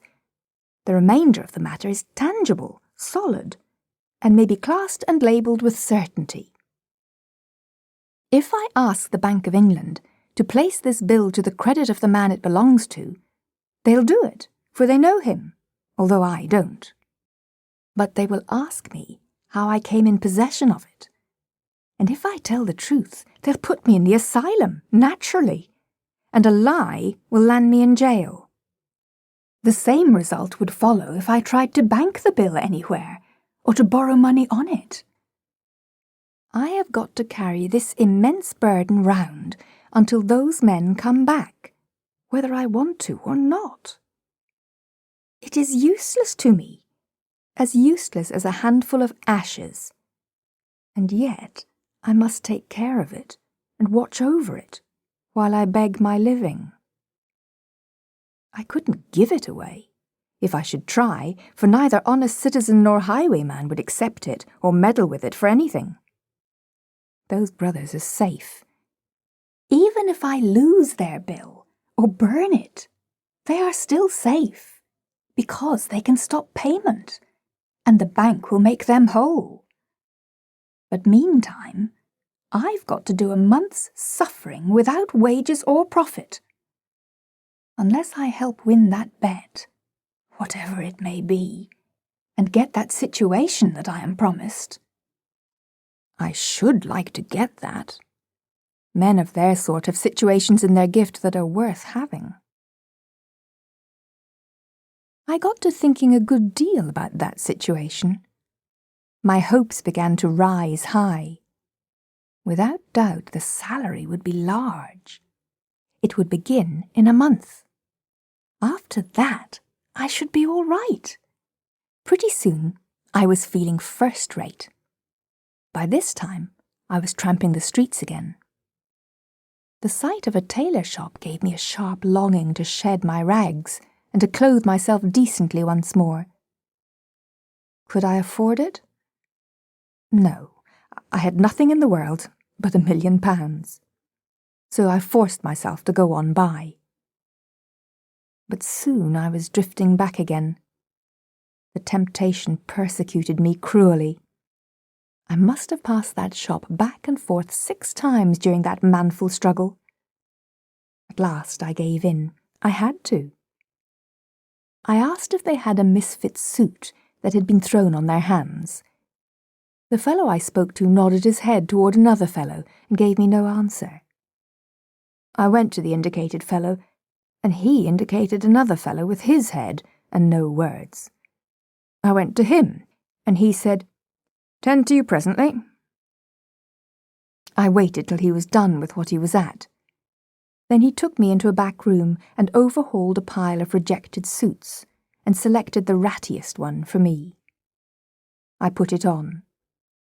It didn't fit and wasn't in any way attractive, but it was new, and I was anxious to have it. so I didn't find any fault, but said, with some diffidence, "It would be an accommodation to me if you could wait some days for the money. I haven't any small change about me." The fellow worked up a most sarcastic expression of countenance and said, "Oh, you haven't? Well, of course, I didn't expect it. I'd only expect gentlemen like you to carry large change." I was nettled and said, "My friend, you shouldn't judge a stranger always by the clothes he wears. I am quite able to pay for this suit. I simply didn't wish to put you to the trouble of changing a large note." He modified his style a little at that and said, though still with something of an air, "I didn't mean any particular harm, but as long as rebukes are going, I might say it wasn't quite your affair to jump to the conclusion that we couldn't change any note that you might happen to be carrying around. On the contrary, we can." I handed the note to him and said, "Oh, very well, I apologize." He received it with a smile, one of those large smiles which go all around over, and have folds in them, and wrinkles and spirals, and look like the place where you've thrown a brick in a pond. And then, in the act of taking a glimpse of the bill, this smile froze solid, and turned yellow, and looked like those wavy, wormy spreads of lava which you find hardened on little levels on the side of Vesuvius. I never before saw a smile caught like that, and perpetuated. The man stood, merely holding the bill, and looking, and the proprietor hustled up to see what was the matter, and said briskly, "Well, what's up? What's the trouble? What's wanting?" I said, "There isn't any trouble. I'm waiting for my change." Come, get him his change, Todd. Get him his change."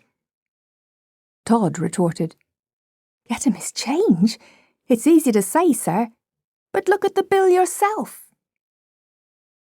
The proprietor took a look, gave a low, eloquent whistle, then made a dive for the pile of rejected clothing and began to snatch it this way and that, talking all the time excitedly and as if to himself. "Sell an eccentric millionaire such an unspeakable suit as that? Todd's a fool, a born fool. Always doing something like this.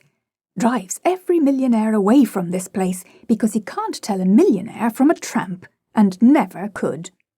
Ah, here's the thing I'm after. Please get those things off, sir, and throw them in the fire. Do me the favour to put on this shirt and this suit. It's just the thing, the very thing. Plain, rich, modest, and just ducally nobby. Made to order for a foreign prince.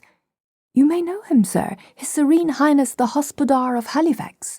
Had to leave it with us and take a mourning suit because his mother was going to die. Which she didn't. But that's all right. We can't always have things the way that is, the way they...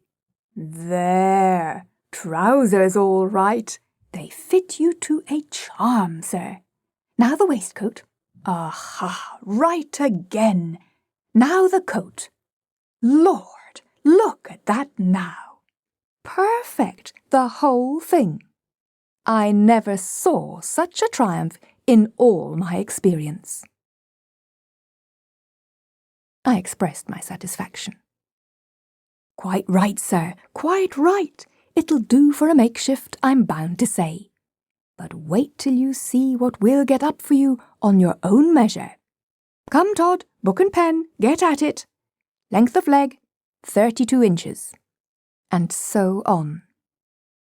Before I could get in a word, he had measured me, and was giving orders for dress suits, morning suits, shirts, and all sorts of things.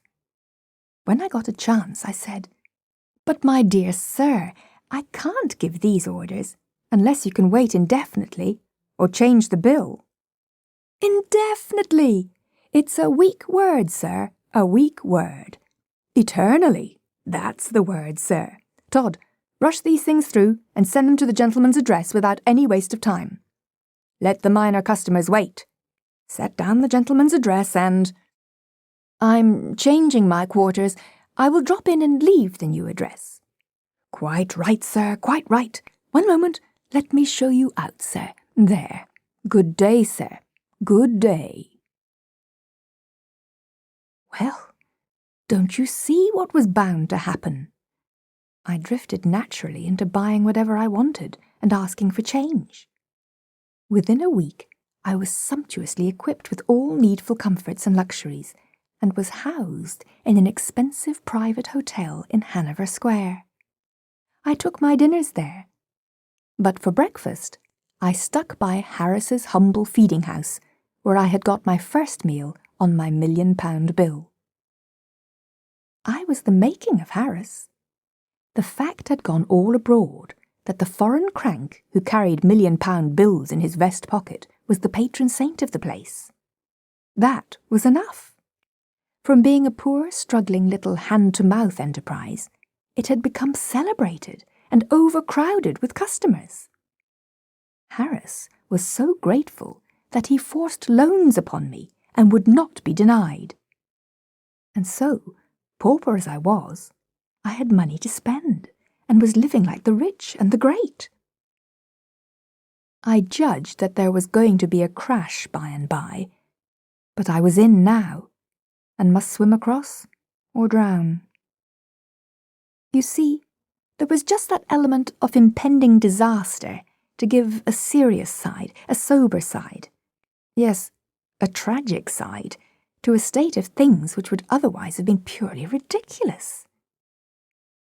In the night, in the dark, the tragedy part was always to the front and always warning, always threatening. And so I moaned and tossed, and sleep was hard to find. But in the cheerful daylight, the tragedy element faded out and disappeared, and I walked on air, and was happy to giddiness, to intoxication, you may say. And it was natural, for I had become one of the notorieties of the metropolis of the world, and it turned my head, not just a little, but a good deal. You could not take up a newspaper, English, Scotch, or Irish, without finding in it one or more references to the vest pocket £1 million and his latest doings and sayings. At first, in these mentions, I was at the bottom of the personal gossip column. Next, I was listed above the knights, next above the baronets, next above the barons, and so on, climbing steadily as my notoriety augmented, until I reached the highest altitude possible, and there I remained, taking precedence of all dukes not royal, and of all ecclesiastics except the primate of all England. But mind, this was not fame. As yet I had achieved only notoriety. Then came the climaxing stroke, the accolade, so to speak, which in a single instant transmuted the perishable dross of notoriety into the enduring gold of fame. Punch caricatured me. Yes, I was a made man now. My place was established. I might be joked about still, but reverently, not hilariously, not rudely. I could be smiled at, but not laughed at. The time for that had gone by. Punch pictured me, all aflutter with rags, dickering with a beefeater for the Tower of London. Well, you can imagine how it was with a young fellow who had never been taken notice of before, and now, all of a sudden, couldn't say a thing that wasn't taken up and repeated everywhere, couldn't stir abroad without constantly overhearing the remark flying from lip to lip. There he goes, that's him. Couldn't take his breakfast without a crowd to look on. Couldn't appear in an opera box without concentrating there the fire of 1,000 lorgnettes. Why, I just swam in glory all day long. That is the amount of it. You know, I even kept my old suit of rags, and every now and then appeared in them, so as to have the old pleasure of buying trifles and being insulted, and then shooting the scoffer dead with the £1 million bill. But I couldn't keep that up. The illustrated papers made the outfit so familiar that when I went out in it, I was at once recognized and followed by a crowd. And if I attempted a purchase, the man would offer me his whole shop on credit before I could pull my note on him. About the 10th day of my fame, I went to fulfill my duty to my flag by paying my respects to the American minister. He received me with the enthusiasm proper in my case, upbraided me for being so tardy in my duty, and said that there was only one way to get his forgiveness, and it was to take the seat at his dinner party that night, made vacant by the illness of one of his guests. I said I would, and we got talking. It turned out that he and my father had been schoolmates in boyhood, Yale students together later, and always warm friends up to my father's death. So then he required me to put in at his house all the odd time I might have to spare, and I was very willing, of course. In fact, I was more than willing. I was glad. When the crash should come, he might somehow be able to save me from total destruction. I didn't know how, but he might think of a way, maybe. I couldn't venture to unbosom myself to him at this late date, a thing which I would have been quick to do in the beginning of this awful career of mine in London. No, I couldn't venture it now. I was in too deep. That is, too deep for me to be risking revelations to so new a friend, though not clear beyond my depth, as I looked at it. Because, you see, with all my borrowing, I was carefully keeping within my means. Within my salary. Of course, I couldn't know what my salary was going to be, but I had a good enough basis for an estimate in the fact that if I won the bet, I was to have choice of any situation in that rich old gentleman's gift. Provided I was competent, and I should certainly prove competent. I hadn't any doubt about that. And as to the bet, I wasn't worrying about that. I had always been lucky. Now, my estimate of the salary was 600 to 1,000 a year. Say, 600 for the first year, and so on up, year by year, till I struck the upper figure by proven merit. At present, I was only in debt for my first year's salary. Everybody had been trying to lend me money, but I had fought off the most of them on one pretext or another. So this indebtedness represented only £300 borrowed money. The other 300 represented my keep and my purchases. I believed my second year's salary would carry me through the rest of the month if I went on being cautious and economical, and I intended to look sharply out for that. My month ended, my employer back from his journey, I should be all right once more, for I should at once divide the 2 years' salary among my creditors by assignment and get right down to my work. It was a lovely dinner party of 14. The Duke and Duchess of Shoreditch, and their daughter, the Lady Anne, Grace, Eleanor, Celeste, and so forth, de Bowen, the Earl and Countess of Newgate, Viscount Cheapside, Lord and Lady Blatherskite, some untitled people of both sexes, the minister and his wife and daughter, and his daughter's visiting friend, an English girl of 22 named Portia Langham, whom I fell in love with in 2 minutes, and she with me. I could see it without glasses. There was still another guest, an American, but I am a little ahead of my story. While the people were still in the drawing-room, waiting up for dinner and coldly inspecting the latecomers, the servant announced, "Mr. Lloyd Hastings." The moment the usual civilities were over, Hastings caught sight of me and came straight with cordially outstretched hand, then stopped short when about to shake, and said with an embarrassed look, "I beg your pardon, sir. I thought I knew you." "Why, you do know me, old fellow." "No." Are you the vest pocket monster? I am indeed. Don't be afraid to call me by my nickname. I'm used to it. Well, well, well. This is a surprise. Once or twice I've seen your name coupled with a nickname, but it never occurred to me that you could be the Henry Adams referred to. Why, it isn't 6 months since you were clerking away for Blake Hopkins in Frisco, on a salary, and sitting up nights on an extra allowance, helping me arrange and verify the Gould and Curry extension paper and statistics. The idea of your being in London, and a vast millionaire, and a colossal celebrity, why, it's the Arabian Nights come again. Man, I can't take it in at all, can't realise it. Give me time to settle the whirl in my head. The fact is, Lloyd, you are no worse off than I am. I can't realise it myself. Dear me, it is stunning now, isn't it? Why, it's just 3 months today since we went to the Miners' Restaurant. No, the What Cheer. Right, it was the What Cheer. Went there at 2 a.m. and had a chop and coffee after a hard 6 hours grind over those extension papers.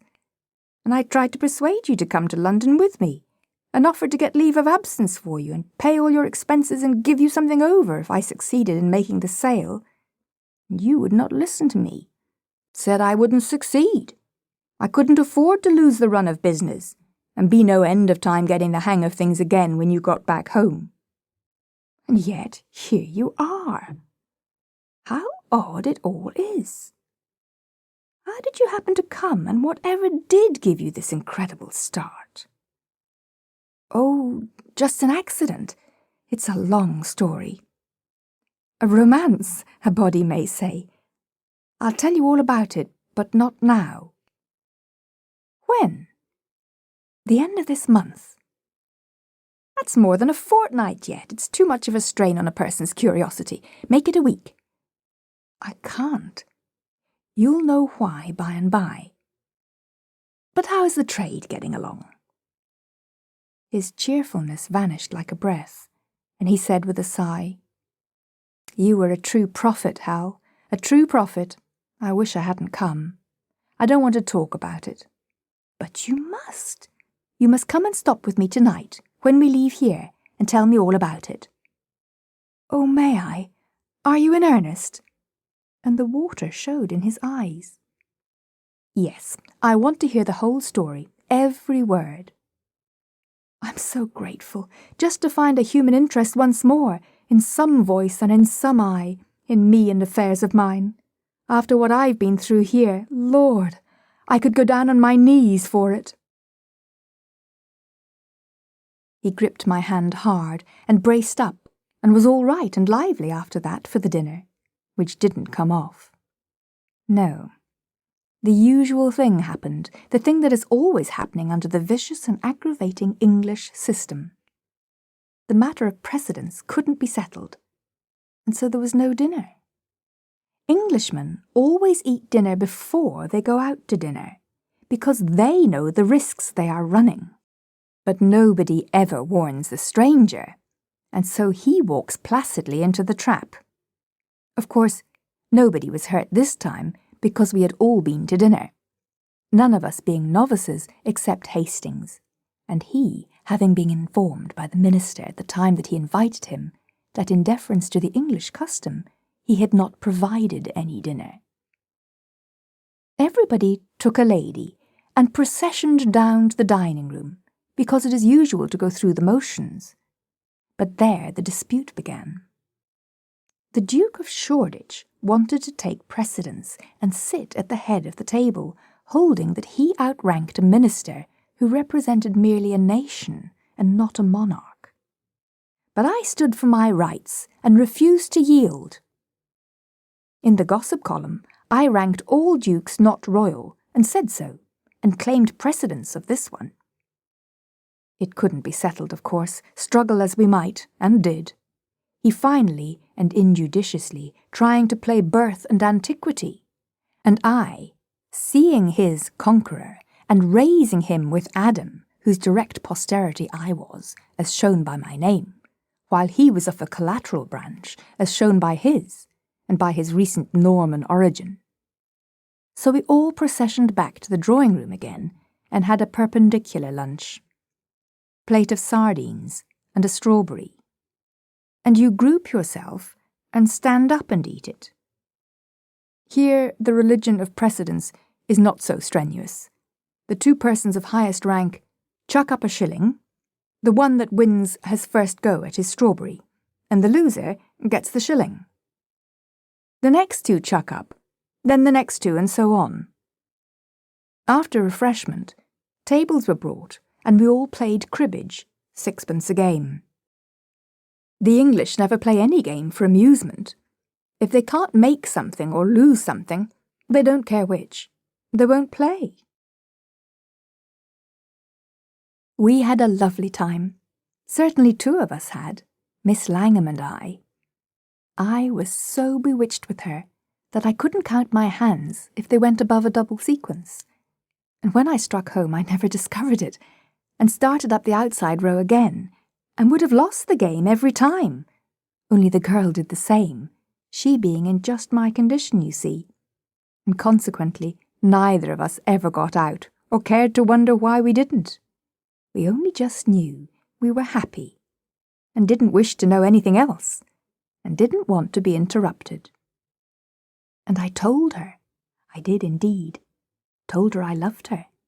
And she, well, she blushed till her hair turned red. But she liked it. She said she did. Oh, there was never such an evening. Every time I pegged, I put on a postscript. Every time she pegged, she acknowledged receipt of it, counting the hands the same. Why, I couldn't even say, 2 for his heels, without adding, my, how sweet you do look. And she would say, 15-2, 15-4, 15-6, and a pair are 8, and 8 are 16. Do you think so? Peeping out aslant from under her lashes, you know, so sweet and cunning. Oh, it was just too. Well, I was perfectly honest and square with her. Told her I hadn't a cent in the world, but just the £1 million note she'd heard so much talk about, and it didn't belong to me. And that started her curiosity. And then I talked low and told her the whole history right from the start, and it nearly killed her laughing. What in the nation she could find to laugh about I couldn't see, but there it was. Every half-minute some new detail would fetch her, and I would have to stop as much as 1.5 minutes to give her a chance to settle down again. Why, she laughed herself lame. She did indeed. I never saw anything like it. I mean, I never saw a painful story, a story of a person's troubles and worries and fears, produce just that kind of effect before. So I loved her all the more, seeing she could be so cheerful when there wasn't anything to be cheerful about. For I might soon need that kind of wife, you know, the way things looked. Of course, I told her we should have to wait a couple of years till I could catch up on my salary, but she didn't mind that. Only she hoped I would be as careful as possible in the matter of expenses, and not let them run the least risk of trenching on our 3rd year's pay. Then she began to get a little worried, and wondered if we were making any mistake, and starting the salary on a higher figure for the 1st year than I would get. This was good sense, and it made me feel a little less confident than I had been feeling before. But it gave me a good business idea, and I brought it frankly out. Portia, dear, would you mind going with me that day when I confront these old gentlemen? She shrank a little and said, No. If my being with you would help hearten you, but would it be quite proper, do you think? No, I don't know that it would. In fact, I'm afraid it wouldn't. But you see, there's so much dependent upon it that... Then I'll go anyway, proper or improper, she said, with a beautiful and generous enthusiasm. Oh, I shall be so happy to think I'm helping. Helping, dear? Why, you'll be doing it all. You're so beautiful and so lovely and so winning that with you there, I can pile our salary up till I break those good old fellows, and they'll never have the heart to struggle. Sure, you should have seen the rich blood mount and her happy eyes shine. You wicked flatterer, there isn't a word of truth in what you say. But still, I'll go with you. Maybe it will teach you not to expect other people to look with your eyes. Were my doubts dissipated? Was my confidence restored? You may judge by this fact. Privately, I raised my salary to $1,200 the first year on the spot. But I didn't tell her. I saved it for a surprise. All the way home, I was in the clouds. Hastings talking, I not hearing a word. When he and I entered my parlour, he brought me to myself with his fervent appreciations of my manifold comforts and luxuries. Let me just stand here a little and look my fill. Dear me, it's a palace. It's just a palace. And in it everything a body could desire, including cosy coal fire and supper standing ready. Henry, it doesn't merely make me realize how rich you are. It makes me realize to the bone, to the marrow, how poor I am. How poor I am, and how miserable, how defeated, routed, annihilated. Plague take it, this language gave me the cold shudders. It scared me broad awake, and made me comprehend that I was standing on a half-inch crust with a crater underneath. I didn't know I had been dreaming. That is, I hadn't been allowing myself to know it for a while back. But now, oh dear, deep in debt, not a cent in the world, a lovely girl's happiness, or woe, in my hands, and nothing in front of me but a salary which might never, oh, would never materialize. Oh, I am ruined past hope. Nothing can save me. Henry, the mere inconsidered drippings of your income would... Oh, my daily income! Here, down with this hot scotch, and cheer up your soul. Here's with you. Oh no, you are hungry. Sit down and... Not a bite for me, I'm past it. I can't eat these days. But I'll drink with you till I drop. Come. Barrel for barrel, I'm with you. Ready? Here we go. Now then, Lloyd, unreel your story while I brew. Unreel it? What, again? Again? What do you mean by that? Why, I mean, do you want to hear it over again? Do I want to hear it over again? This is a puzzler. Wait, don't take any more of that liquid, you don't need it. Look here, Henry, you alarm me. Didn't I tell you the whole story on the way here? You? Yes, I. I'll be hanged if I heard a word of it. Henry, this is a serious thing. It troubles me. What did you take up yonder at the minister's? Then it all flashed on me, and I owned up like a man. I took the dearest girl in this world prisoner. So then he came with a rush, and we shook and shook till our hands ached, and he didn't blame me for not having heard a word of a story which had lasted while we walked 3 miles.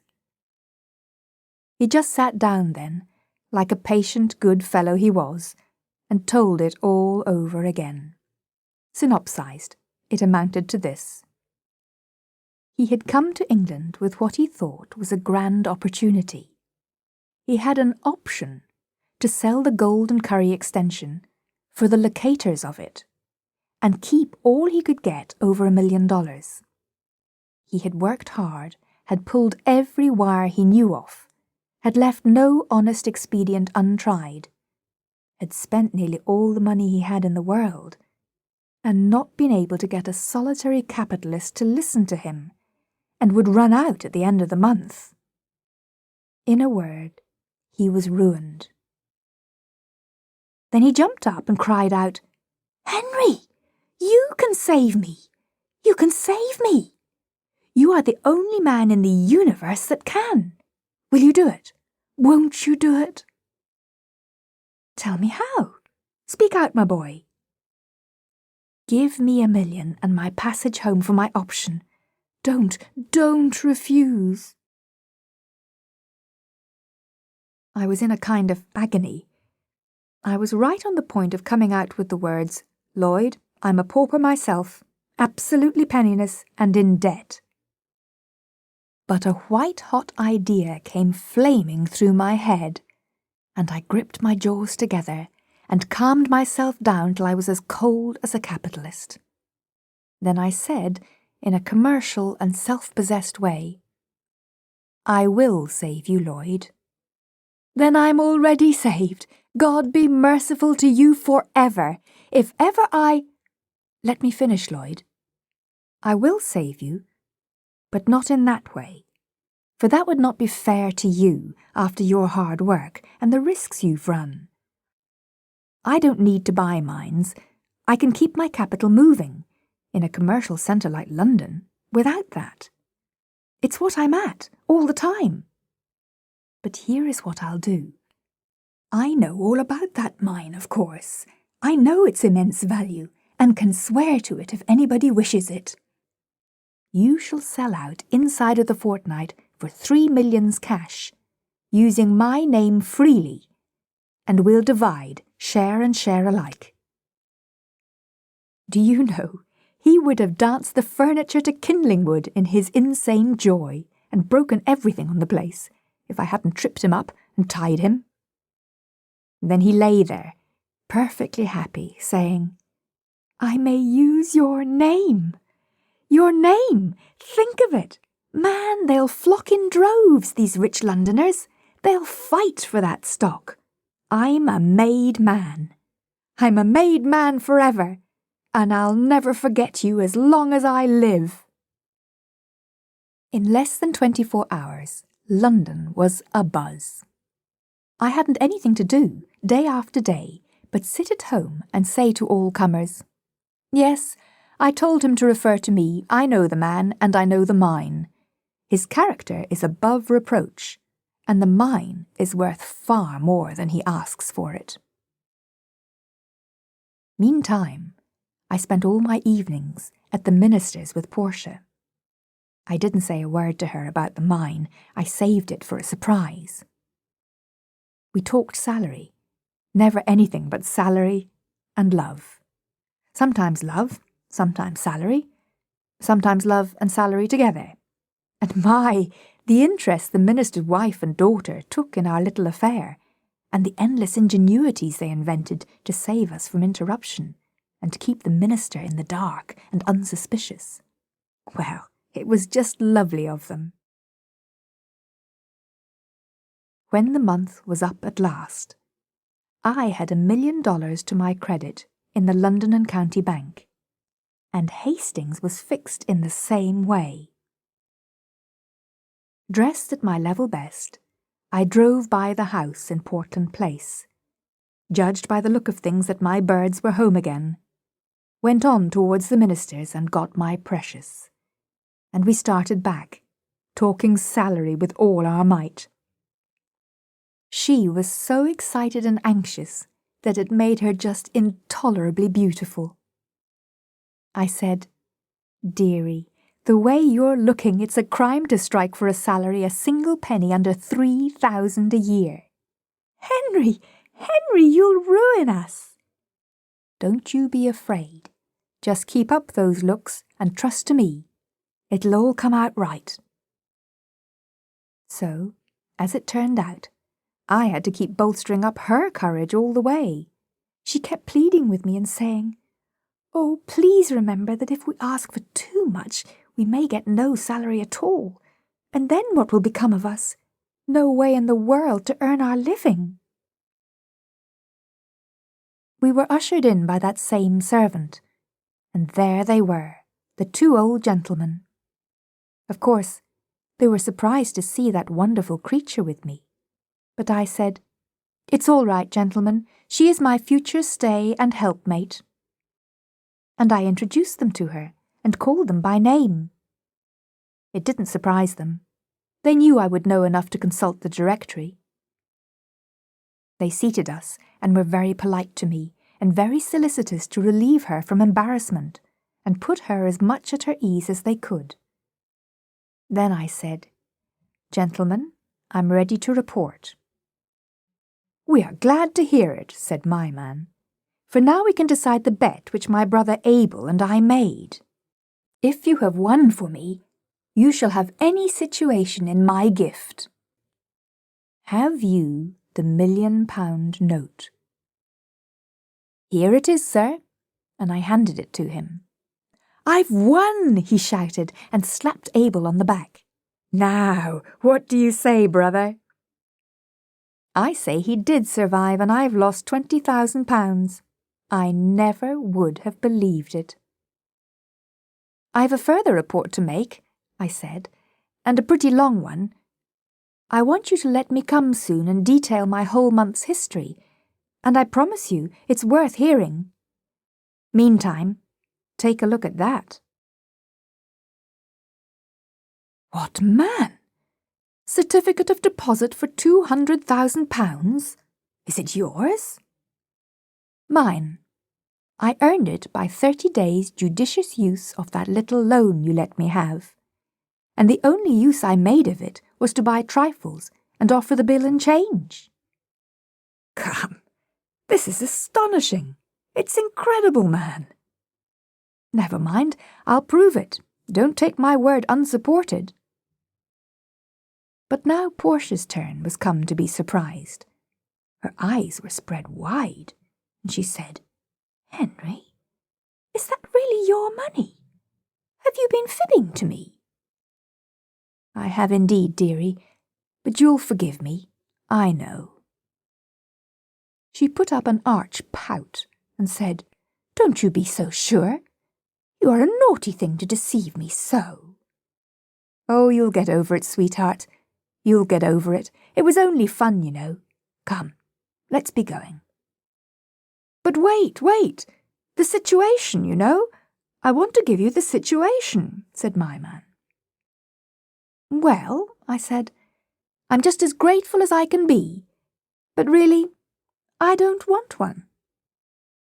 "But you can have the very choicest one in my gift." "Thanks again, with all my heart, but I don't even want that one." "Henry, I'm ashamed of you. You don't half thank the good gentleman. May I do it for you?" "Indeed you shall, dear, if you can improve it. Let us see you try." She walked to my man, got up in his lap, put her arm round his neck and kissed him right on the mouth. Then the two old gentlemen shouted with laughter. But I was dumbfounded, just petrified, as you may say. Portia said, "Papa, he has said you haven't a situation in your gift that he'd take, and I feel just as hurt as—" "My darling, is that your papa?" "Yes, he's my step-papa, and the dearest one that ever was. You understand now, don't you, why I was able to laugh when you told me at the minister's, not knowing my relationships, what trouble and worry Papa's and Uncle Abel's scheme was giving you?" Of course, I spoke right up now, without any fooling, and went straight to the point. "Oh, my dearest, dear sir, I want to take back what I said. You have got a situation open that I want." "Name it." "Son-in-law." Well. But you know, if you haven't ever served in that capacity, you of course can't furnish recommendations of a sort to satisfy the conditions of the contract, and so— "Try me. Oh, do, I beg of you. Only just try me 30 or 40 years, and if—" "Oh, well, all right. It's but a little thing to ask. Take her along." Happy we two. There are not words enough in the Unabridged to describe it. And when London got the whole history a day or two later, of my month's adventures with that banknote, and how they ended, did London talk and have a good time? Yes. My Portia's papa took that friendly and hospitable bill back to the Bank of England and cashed it. Then the bank cancelled it and made him a present of it. And he gave it to us at our wedding. And it has always hung in its frame in the sacredest place in our home ever since. For it gave me my Portia. But for it, I could not have remained in London, would not have appeared at the minister's, never should have met her. And so I always say, yes, it's £1 million, as you see, but it never made but one purchase in its life, and then got the article for only about 1/10 part of its value.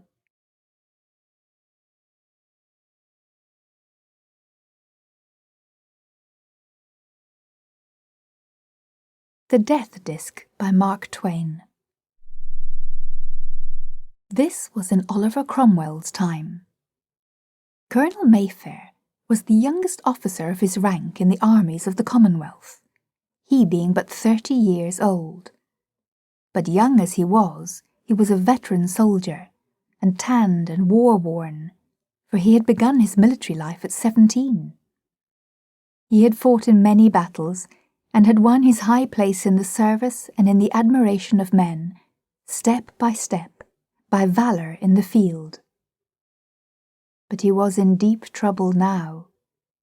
A shadow had fallen upon his fortunes. The winter evening was come, and outside were storm and darkness. Within, a melancholy silence. For the colonel and his young wife had talked their sorrow out, had read the evening chapter, and prayed the evening prayer, and there was nothing more to do but sit hand in hand and gaze into the fire and think and wait. They would not have to wait long, they knew that, and the wife shuddered at the thought. They had one child, Abby, 7 years old, there idle. She would be coming presently for the good-night kiss, and the colonel spoke now and said, "Dry away the tears, and let us seem happy for her sake. We must forget, for the time, that which is to happen." I will shut them up in my heart, which is breaking. And we will accept what is appointed for us, and bear it in patience, as knowing that whatsoever he doth is done in righteousness, and meant in kindness. Saying his will be done, yes, I can say it with all my mind and soul. I would I could say it with my heart. Oh, if I could, if this dear hand which I press and kiss for the last time— Shh, sweetheart, she is coming. A curly-headed little figure in night-clothes glided in at the door and ran to the father and was gathered to his breast and fervently kissed once, twice, 3 times. "Why, Papa, you mustn't kiss me like that. You rumple my hair." "Oh, I'm so sorry, so sorry. Do you forgive me, dear?" "Why, of course, Papa. But are you sorry? Not pretending, but real, right down sorry." "Well, you can judge for yourself, Abby." And he covered his face with his hands and made believe to sob. The child was filled with remorse to see this tragic thing which she had caused, and she began to cry herself, and to tag at the hands and say, "Oh, don't, Papa, please don't cry. Abby didn't mean it. Abby won't ever do it again. Please, Papa." Tugging and straining to separate the fingers, she got a fleeting glimpse of an eye behind them, and cried out, "Why, you naughty Papa, you're not crying at all. You are only fooling. And Abby is going to Mamma now. You don't treat Abby right." She was for climbing down, but her father wound his arms about her and said, "No, stay with me, dear. Papa was naughty and confesses it and is sorry. There, let him kiss the tears away. And he begs Abby's forgiveness and will do anything Abby says he must do for a punishment. They're all kissed away now, and not a curl rumpled, and whatever Abby commands." And so it was made up. And all in a moment the sunshine was back again and burning brightly in the child's face, and she was patting her father's cheeks and naming the penalty. "A story! A story! Hark!" The elders stopped breathing and listened. Footsteps, faintly caught between the gusts of wind.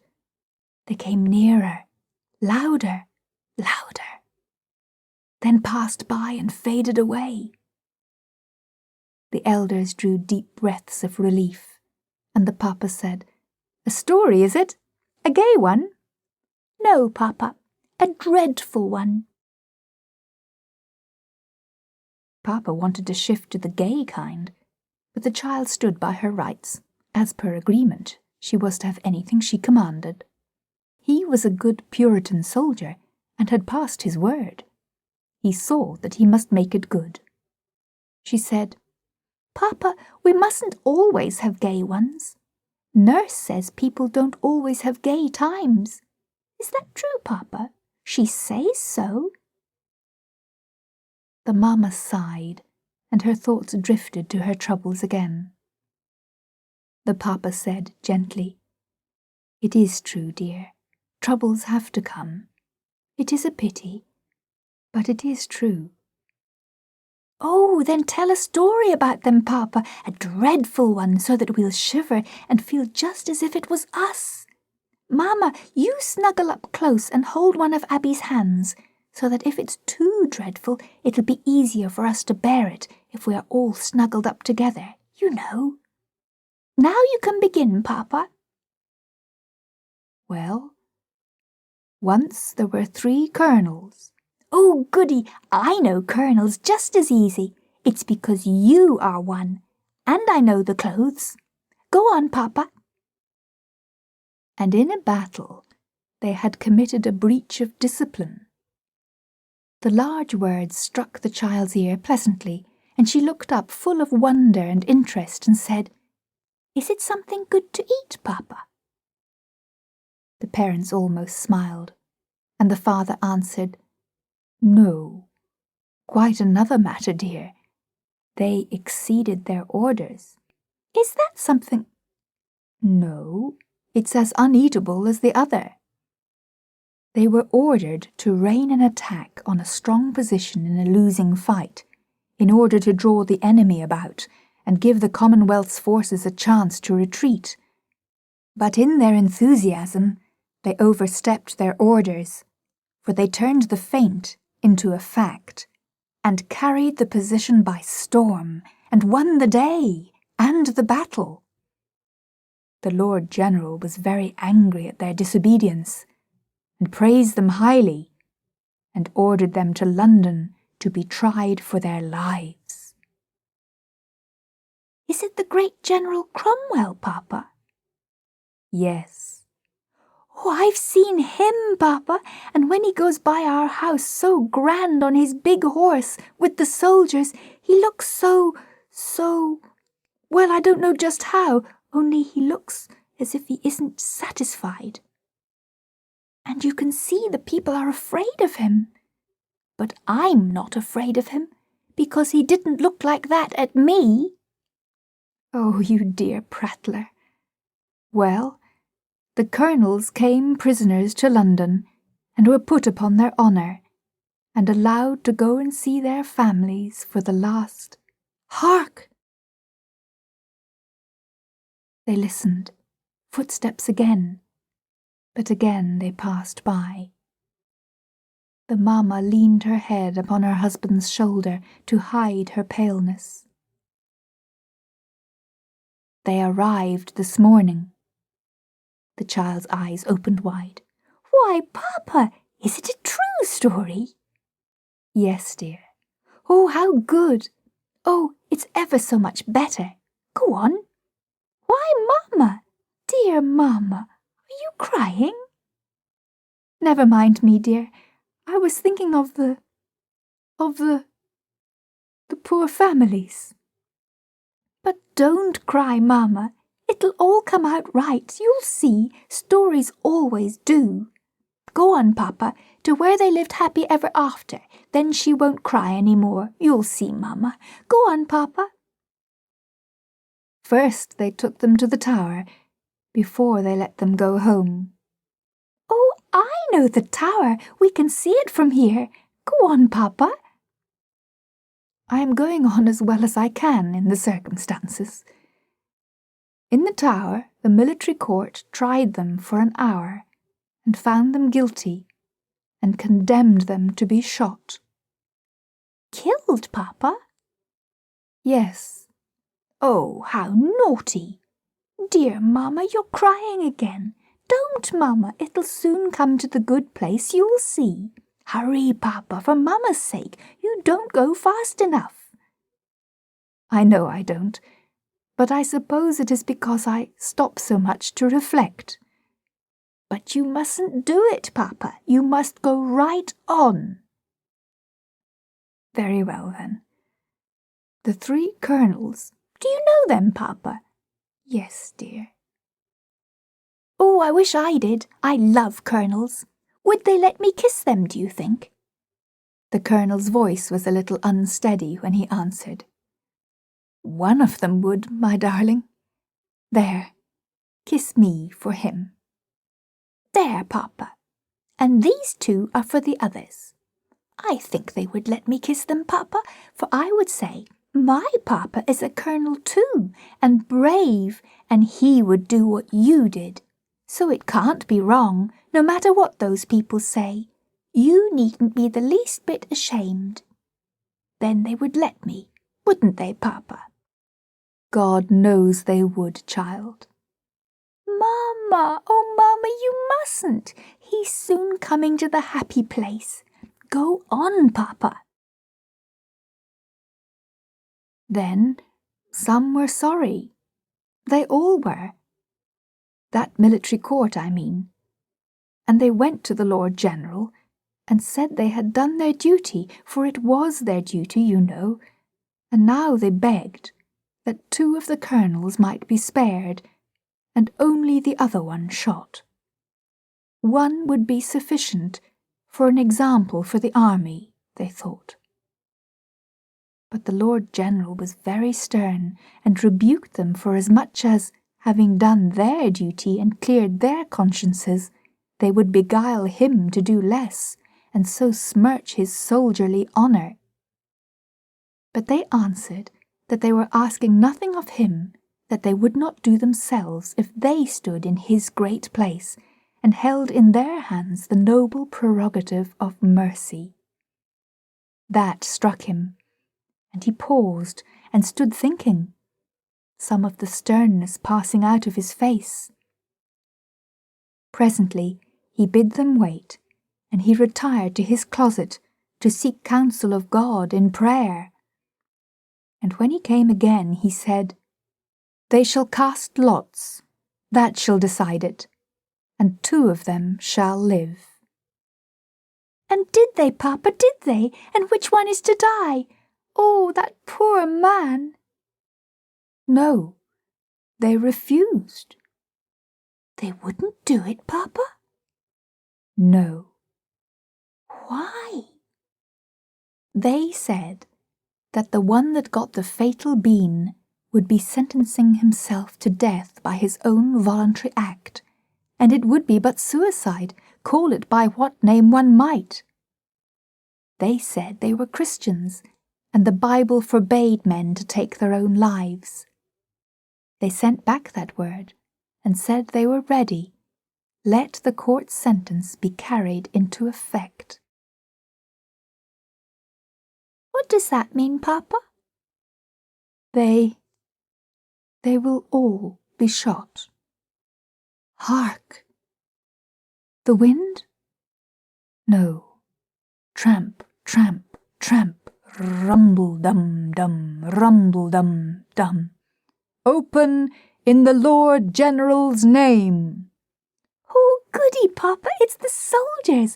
I love the soldiers. Let them in, Papa, let me."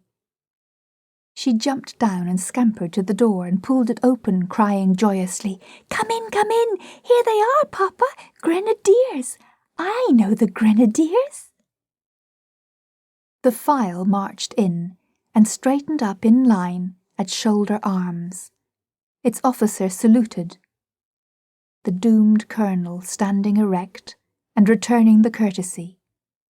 The soldier wife standing at his side, white, and with features drawn with inward pain, giving no other sign of her misery. The child gazing on the show with dancing eyes. One long embrace of father, mother, and child. Then order. "To the tower! Forward!" Then the colonel marched forth from the house with military step and bearing, the file following. Then the door closed. "Oh, Mama, didn't it come out beautiful? I told you it would, and they're going to the tower, and he'll see them. Oh, come to my arms, you poor innocent thing." The next morning, the stricken mother was not able to leave her bed. Doctors and nurses were watching by her and whispering together now and then. Abby could not be allowed in the room. She was told to run and play. Mamma was very ill. The child, muffled in winter wraps, went out and played in the street a while. Then it struck her as strange and also wrong that her papa should be allowed to stay at the tower in ignorance at such a time as this. This must be remedied. She would attend to it in person.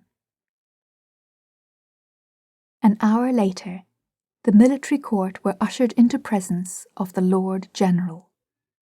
He stood grim and erect, with his knuckles resting upon the table, and indicated that he was ready to listen. The spokesman said, "We have urged them to reconsider. We have implored them, but they persist.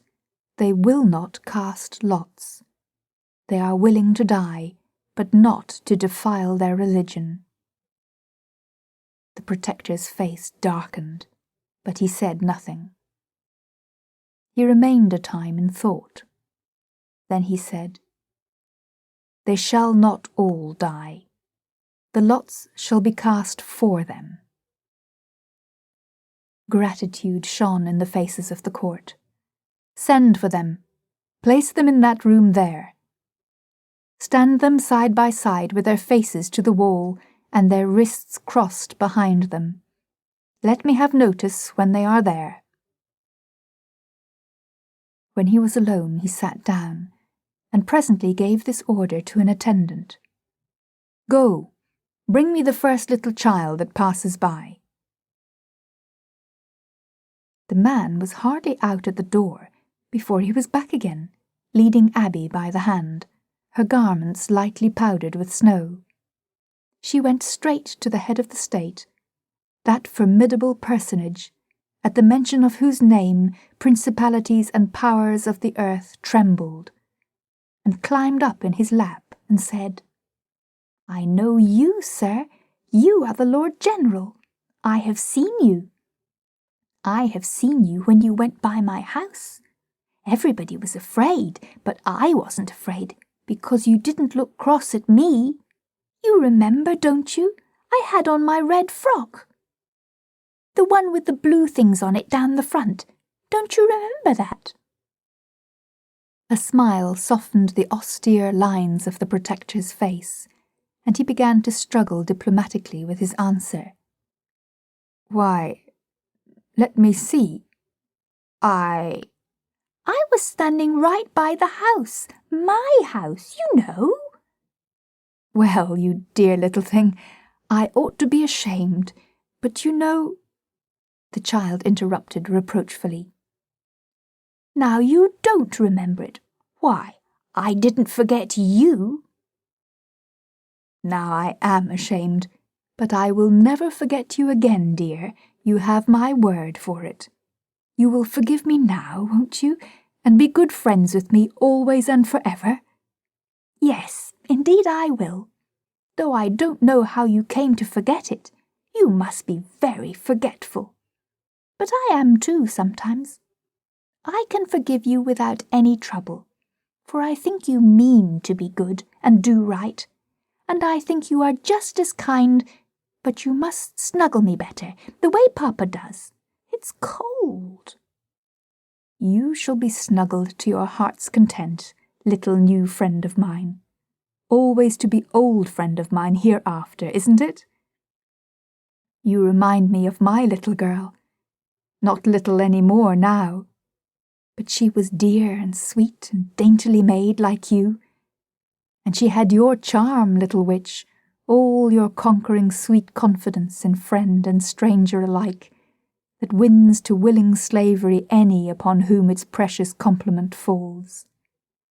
She used to lie in my arms, just as you are doing now, and charm the weariness and care out of my heart and give it peace, just as you are doing now. And we were comrades, and equals and playfellows together. Ages ago it was, since that pleasant heaven faded away and vanished, and you have brought it back again. Take a burdened man's blessing for it, you tiny creature, who are carrying the weight of England, while I rest. Did you love her very, very, very much? Ah, you shall judge by this. She commanded, and I obeyed. I think you are lovely. Will you kiss me? Thankfully, and hold it a privilege too. There. This one is for you, and there. This one is for her. You made it a request, and you could have made it a command, for you are representing her, and what you command I must obey. The child clapped her hands with delight at the idea of this grand promotion. Then her ear caught an approaching sound, the measured tramp of marching men. Soldiers! Soldiers, Lord General! Abby wants to see them! You shall, dear, but wait a moment. I have a commission for you. An officer entered and bowed low, saying, They are come, Your Highness, bowed again and retired. The head of the nation gave Abby 3 little discs of sealing wax, 2 white and 1 a ruddy red. For this one's mission was to deliver death to the colonel who should get it. Oh, what a lovely red one! Are they for me? No, dear, they are for others. Lift the corner of that curtain there which hides an open door. Pass through, and you will see 3 men standing in a row, with their backs towards you and their hands behind their backs, so, each with one hand open like a cup. Into each of the open hands drop one of those things, then come back to me. Abby disappeared behind the curtain, and the protector was alone. He said reverently, Of a surety that good thought came to me in my perplexity from him, who is an ever-present help to them that are in doubt and seek his aid. He knoweth where the choice should fall, and has sent his sinless messenger to do his will. Another would err, but he cannot err. Wonderful are his ways, and wise. Blessed be his holy name. The small fairy dropped the curtain behind her and stood for a moment, conning with alert curiosity the appointments of the chamber of doom, and the rigid figures of the soldiery, and the prisoners. Then her face lighted merrily. She said to herself, Why, one of them is Papa. I know who's back. He shall have the prettiest one. She tripped gaily forward and dropped the discs into the open hands, then peeped around under her father's arm and lifted her laughing face and cried out, "Papa, Papa, look what you've got! I gave it to you!" He glanced at the fatal gift, then sunk to his knees and gathered his innocent little executioner to his breast in an agony of love and pity. Soldiers, officers, released prisoners all stood paralyzed, for a moment, at the vastness of this tragedy. Then the pitiful scene smote their hearts, their eyes filled, and they wept unashamed. There was deep and reverent silence during some minutes. Then the officer of the guard moved reluctantly forward and touched his prisoner on the shoulder, saying gently, "It grieves me, sir, but my duty commands." "Commands what?" said the child. "I must take him away. I'm so sorry." "Take him away? Where?"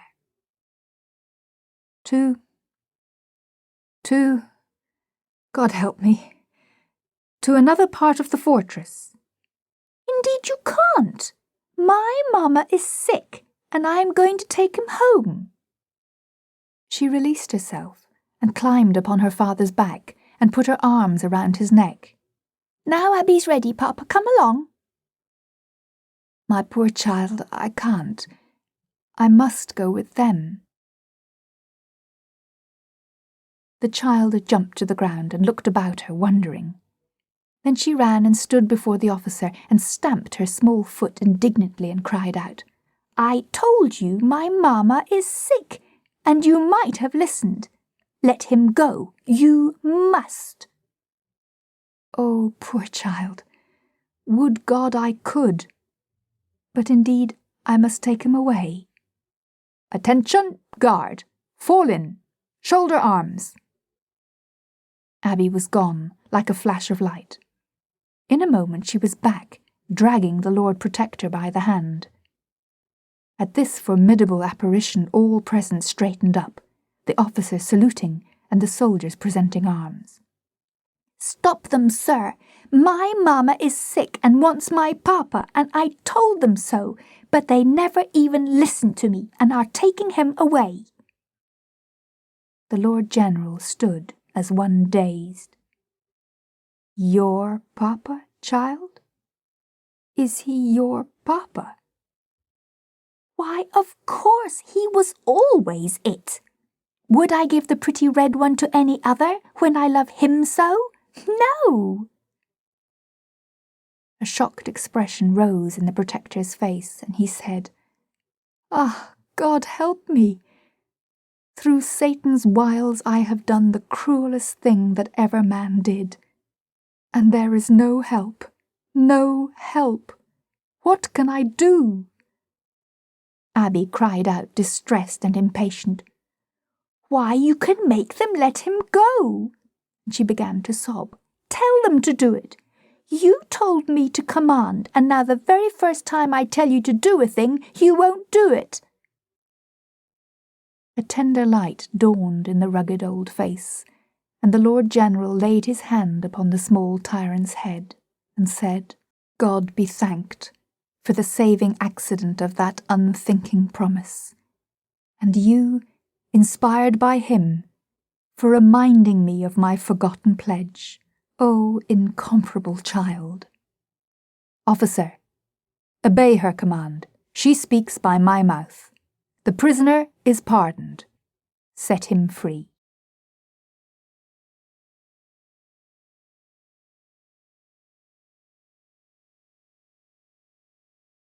A Curious Dream, containing a moral. Night before last, I had a singular dream. I seemed to be sitting on a doorstep, in no particular city perhaps, ruminating, and the time of night appeared to be about 12 or 1 o'clock. The weather was balmy and delicious. There was no human sound in the air, not even a footstep. There was no sound of any kind to emphasize the dead stillness, except the occasional hollow barking of a dog in the distance and the fainter answer of a further dog. Presently up the street I heard a bonny clack-clacking and guessed it was the castanets of a serenading party. In a minute more, a tall skeleton, hooded, and half-clad in a tattered and mouldy shroud, whose shreds were flapping about the ribby lattice-work of its person, swung by me with a stately stride and disappeared in the grey gloom of the starlight. It had a broken and worm-eaten coffin on its shoulder and a bundle of something in its hand. I knew what the clack-clacking was then. It was this party's joints walking together, and his elbows knocking against his sides as he walked. I may say I was surprised. Before I could collect my thoughts and enter upon any speculations as to what this apparition might portend, I heard another one coming, for I recognized his clack-clack. He had 2/3 of a coffin on his shoulder, and some food and headboards under his arm. I mightily wanted to peer under his hood and speak to him, but when he turned and smiled upon me with his cavernous sockets and his projecting rim as he went by, I thought I would not detain him. He was hardly gone when I heard that clacking again, and another one issued from the shadowy half-light. This one was bending under a heavy gravestone and dragging a shabby coffin after him by a string. When he got to me, he gave me a steady look for a moment or two, and then rounded to and backed up to me, saying, "Easy this down for a fellow, will you?" I eased the gravestone down till it rested on the ground, and in doing so noticed that it bore the name of John Baxter Copemanhurst, with May 1839 as the day of his death. Deceased sat wearily down by me, and whipped his ostfrontis with his major maxillary, chiefly from former habit I judged, for I couldn't see that he brought away any perspiration. "It's too bad, said he, drawing the remnant of the shroud about him and leaning his jaw pensively on his hand. Then he put his left foot up on his knee and fell to scratching his ankle bone absently with a rusty nail which he got out of his coffin. "What is too bad, friend?" "Oh, everything I almost wish I never had died." "You surprise me. Why do you say this? Has anything gone wrong? What is the matter?" "Matter? Look at this shroud, rags. Look at this gravestone, all battered up. Look at this disgraceful old coffin. All a man's property going to ruin and destruction before his eyes, and ask him if anything is wrong, fire and brimstone. Calm yourself, I said. It's too bad. It is certainly too bad. But then I had not supposed that you would much mind such matters, situated as you are." "Well, my dear sir, I do mind them. My pride is hurt, and my comfort is impaired, destroyed, I might say. I will state my case. I will put it to you in such a way that you can comprehend it, if you will let me," said the poor skeleton, tilting the hood of his shroud back as if he were clearing for action, and thus unconsciously giving himself a jaunty and festive air very much at variance with the grave character of his position in life, so to speak, and in prominent contrast with his distressful mood. "Proceed," said I. "I reside in a shameful old graveyard a block or two above you here. In this street there, now, I just expected that cartilage would let go. Third rib from the bottom, friend hitched the end of it to my spine with a string. If you have got such a thing about you, though a bit of saber wire is a deal pleasanter and more durable and becoming if one keeps it polished, to think of shredding out and going to pieces in this way just on account of the indifference and neglect of one's posterity." And the poor ghost grated his teeth in a way that gave me a wrench and a shiver, for the effect is mildly increased by the absence of muffling fresh and cuticle. I reside in that old graveyard and have for these 30 years, and I tell you things are changed since I first laid this old tired frame there and turned over and stretched out for a long sleep, with a delicious sense upon me of being done with bother and grief and anxiety and doubt and fear forever and ever, and listening with comfortable and increasing satisfaction to the sexton's work, from the startling clatter of his first spateful on my coffin till it dulled away in the faint plaiting that shaped the roof of my new home. Delicious, my!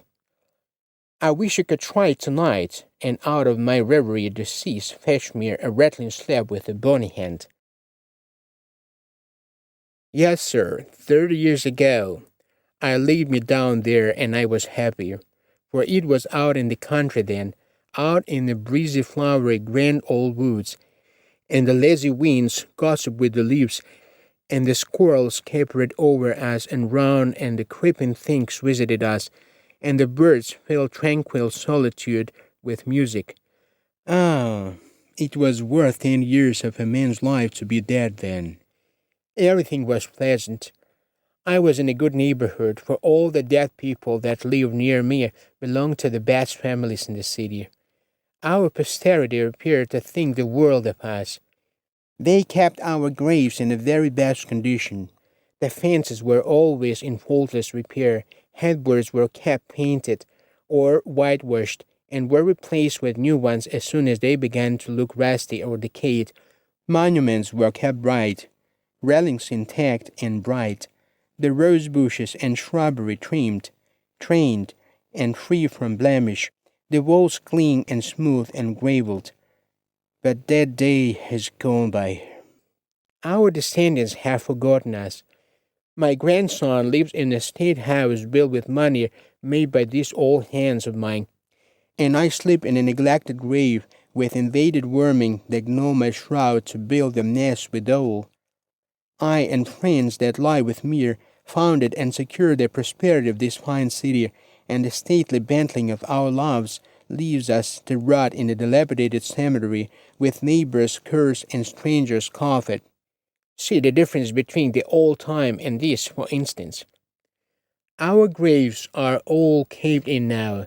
Our headboards have rotted away and tumbled down. Our railings reel this way and that, with one foot in the air, after a fashion of unseemly levity. Our monuments lean wearily, and our gravestones bow their heads discouraged. There be no adornments any more, no roses, no shrubs, no gravel walks, no anything that is comfort to the eye. And even the paintless old board fans that did make a show of holding us sacred from companionship with the beasts and the defilement of heedless feet has tottered till it overhangs the street, and only advertises the presence of our dismal resting place and invites yet more derision to it.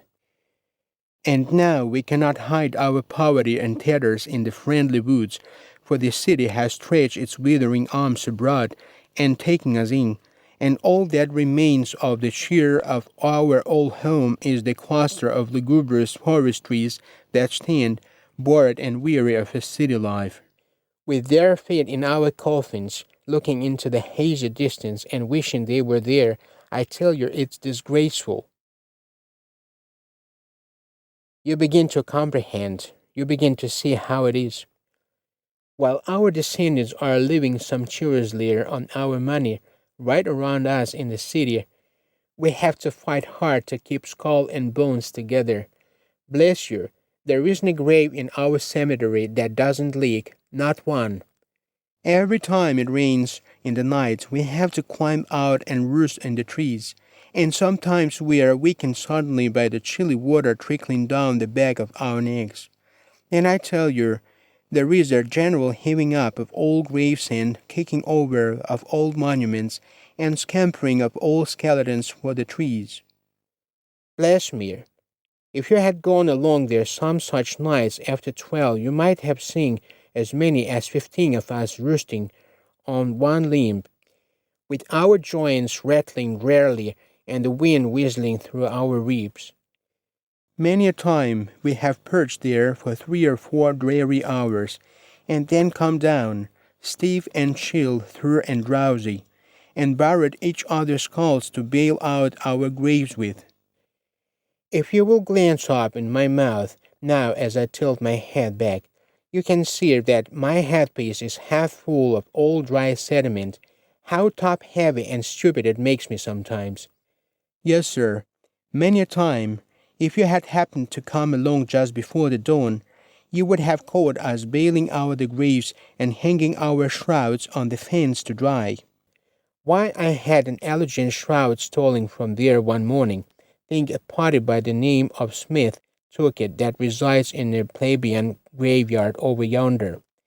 I think so, because the first time I saw him, he hadn't anything on but a check shirt, and the time I saw him, which was a social gathering in a new cemetery, he was the best-dressed corpse in the company, and it's a significant fact that he fell when he saw me, and presently an old woman from here missed her coughing.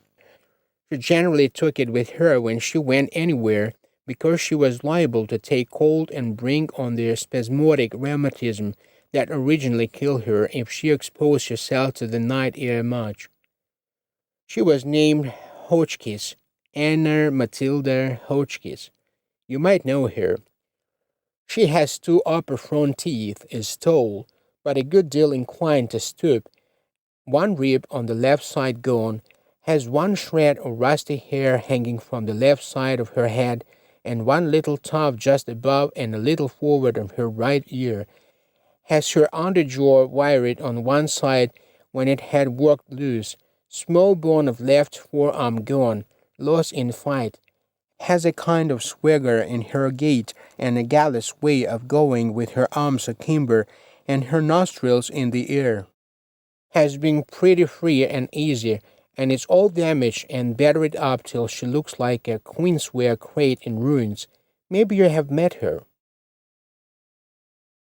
God forbid, I involuntarily ejaculated, for somehow I wasn't looking for that form of question, and it caught me a little off my guard. But I hasted to make amends for my rudeness, and say, I simply meant I hadn't had the honor, for I wouldn't deliberately speak discourteously of a friend of yours. You were saying that you were robbed, and it was a shame too, but it appears by what is left on the shroud you have on that it was a costly one in its day. How did? A most ghostly expression began to develop among the cave features and shriveled integuments of my guest's face, and I was beginning to grow uneasy and distressed when he told me he was only walking up a deep sly smile with a wink in it, to suggest that about the time he acquired present garment, a ghost in a neighboring cemetery missed one. This reassured me, but I begged him to confine himself to speech thenceforth, because his facial expression was uncertain. Even with the most elaborate care, it was liable to misfire. Smiling should especially be avoided. What might honestly consider a shining success was likely to strike me in a very different light. I said I liked to see a skeleton cheerful, even discourteously playful. But I didn't think smiling was a skeleton's best hold. Yes, friend, said the poor skeleton. The facts are just as I have given them to you. 2 of these old graveyards, the one that I resided in and one further along, have been deliberately neglected by our descendants of today until there is no occupying them any longer, aside from the osteological discomfort of it, and that is no light matter this rainy weather. The present state of things is ruinous to property. We have got to move or be content to see our effects wasted away and utterly destroyed. Now, you will hardly believe it, but it's true, nevertheless, that there isn't a single coffin in good repair among all my acquaintance. Now, that is an absolute fact. I don't refer to low people who come in a pine box mounted on an express wagon, but I'm talking about your high-toned, silver-mounted burial case, your monumental soft, that travel under black plumes at the head of a procession and have choice of cemetery lots. I mean folks like the Jervises and the Bledsoes and the Burlings and such. They are all about ruins. The most substantial people in our set they were. And now look at them, utterly used up and poverty-stricken. One of the Bledsoes actually traded his monument to a late barkeeper for some fresh shavings to put under his head. I tell you, it speaks volumes, for there is nothing a corpse takes so much pride in as his monument. He loves to read the inscription. He comes after a while to believe what it says himself, and then you may see him sitting on the fence, night after night, enjoying it. Epitaphs are cheap, and they do a poor chap a word of good after he's dead, especially if he had hard luck while he was alive. I wish they were used more. Now, I don't complain, but confidentially, I do think it was a little shabbier in my descendants to give me nothing but this old slab of a gravestone, and all the more that there isn't a compliment on it. It used to have gone to his just reward on it, and I was proud when I first saw it. But by and by I noticed that whenever an old friend of mine came along, he would hook his chin on the railing and pull a long face and read along down till he came to that, and then he would chuckle to himself and walk off, looking satisfied and comfortable. So I scratched it up to get rid of those fools. But that man always takes a deal of pride in his monument. Yonder goes half a dozen of the Jervises now, with a family monument along. And Smithers and some high respecters went by with his a while ago. Hello, Higgins. Goodbye, old friend. That is Meredith Higgins. Died in 44. Belongs to our set in the cemetery. Fine old family. Great-grandmother was an Injun. I am on the most familiar terms with him. He didn't hear me was the reason he didn't answer me. And I'm sorry too, because I would have liked to introduce you. You would admire him. He is the most disjointed-backed and generally distorted old skeleton you ever saw, but he is full of fun. When he laughs, it sounds like rasping two stones together, and he always starts it off with a cheery screech like racking a nail across a window pane. Hey, Johns. That is old Columbus John's. Shroud cost $400. Entire trousseau, including monument, $2,700. This was in the spring of 26. It was enormous style for those days. That people came all the way from the Alleghenies to see his things. The party that occupied the grave next to mine remembers it well. Now, do you see that individual going along with a piece of a headboard under his arm, one leg bone below his knee gone, and not a thing in the world on? That is Barstow Dalhousie, and next to Columbus John's, he was the most sumptuously outfitted person that ever entered our cemetery. We are all living. We cannot tolerate the treatment we are receiving at the hands of our descendants.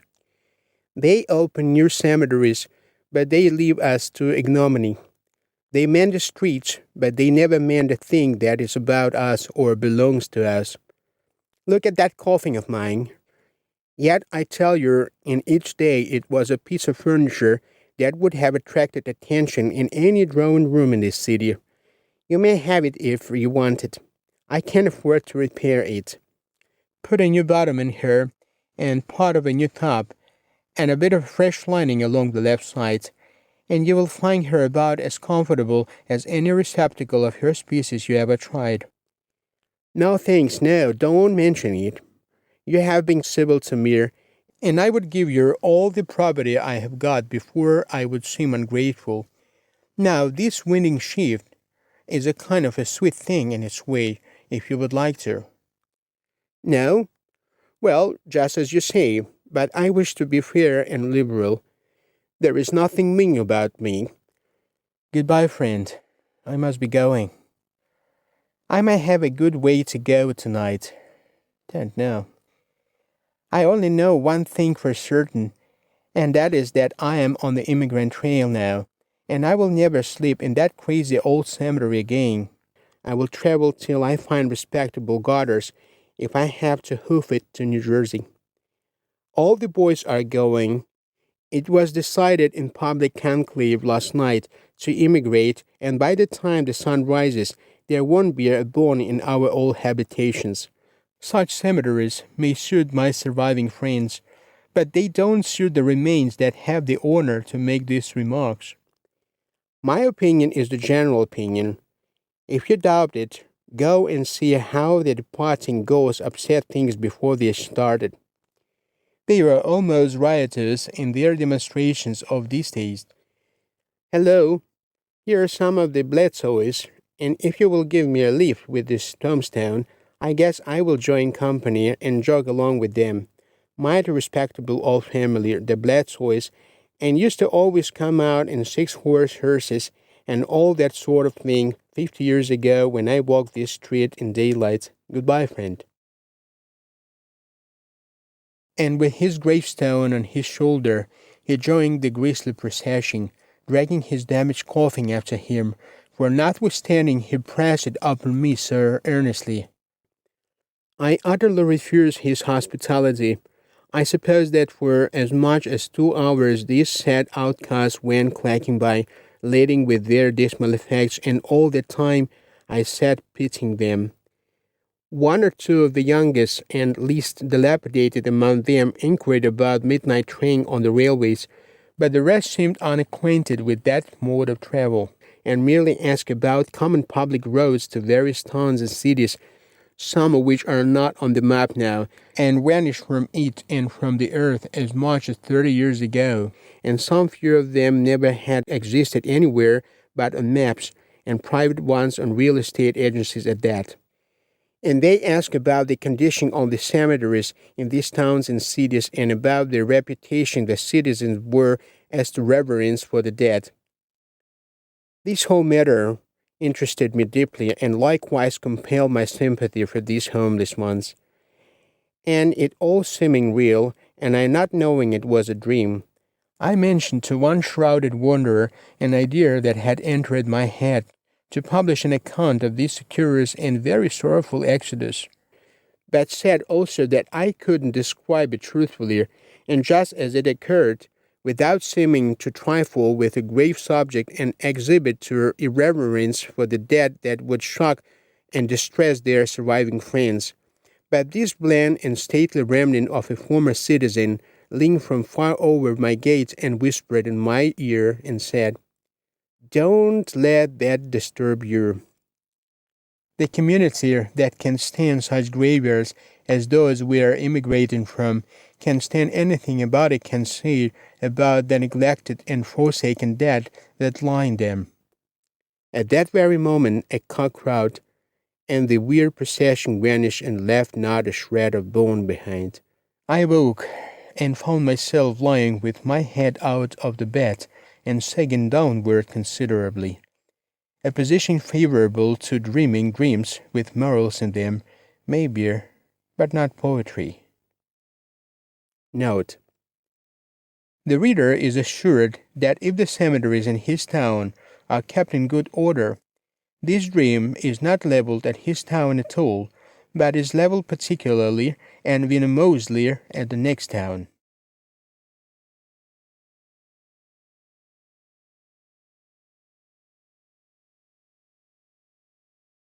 A Medieval Romance. Chapter 1. The Secret Revealed. It was night. Stillness reigned in the grand old feudal castle of Klugenstein. The year 1222 was drawing to a close. Far way up in the tallest of the castle's towers a single light glimmered. A secret council was being held there. The stern old lord of Klugenstein sat in the chair of state meditating. Presently he said, with a tender assent, "My daughter." A young man of noble presence, clad from head to heel in knightly mail, answered, Speak, father. My daughter, the time is come for the revealing of the mystery that has puzzled all your young life. Now, then that it had its birth in the matters which I shall now unfold. My brother Ulrich is the great Duke of Brandenburg. Our father, in his deathbed, decreed that if no son were born to Ulrich, the succession should pass to my house, provided a son were born to me. And further, in case no son were born to either, but only daughters, then the succession should pass to Ulrich's daughter if she proved stainless. If she did not, my daughter should succeed if she retained a blameless name. And so I and my old wife here prayed fervently for the good boom of a son, but the prayer was vain. You were born to us. I was in despair. I saw the mighty prize slipping from my grasp, the splendid dream vanishing away, and I had been so hopeful.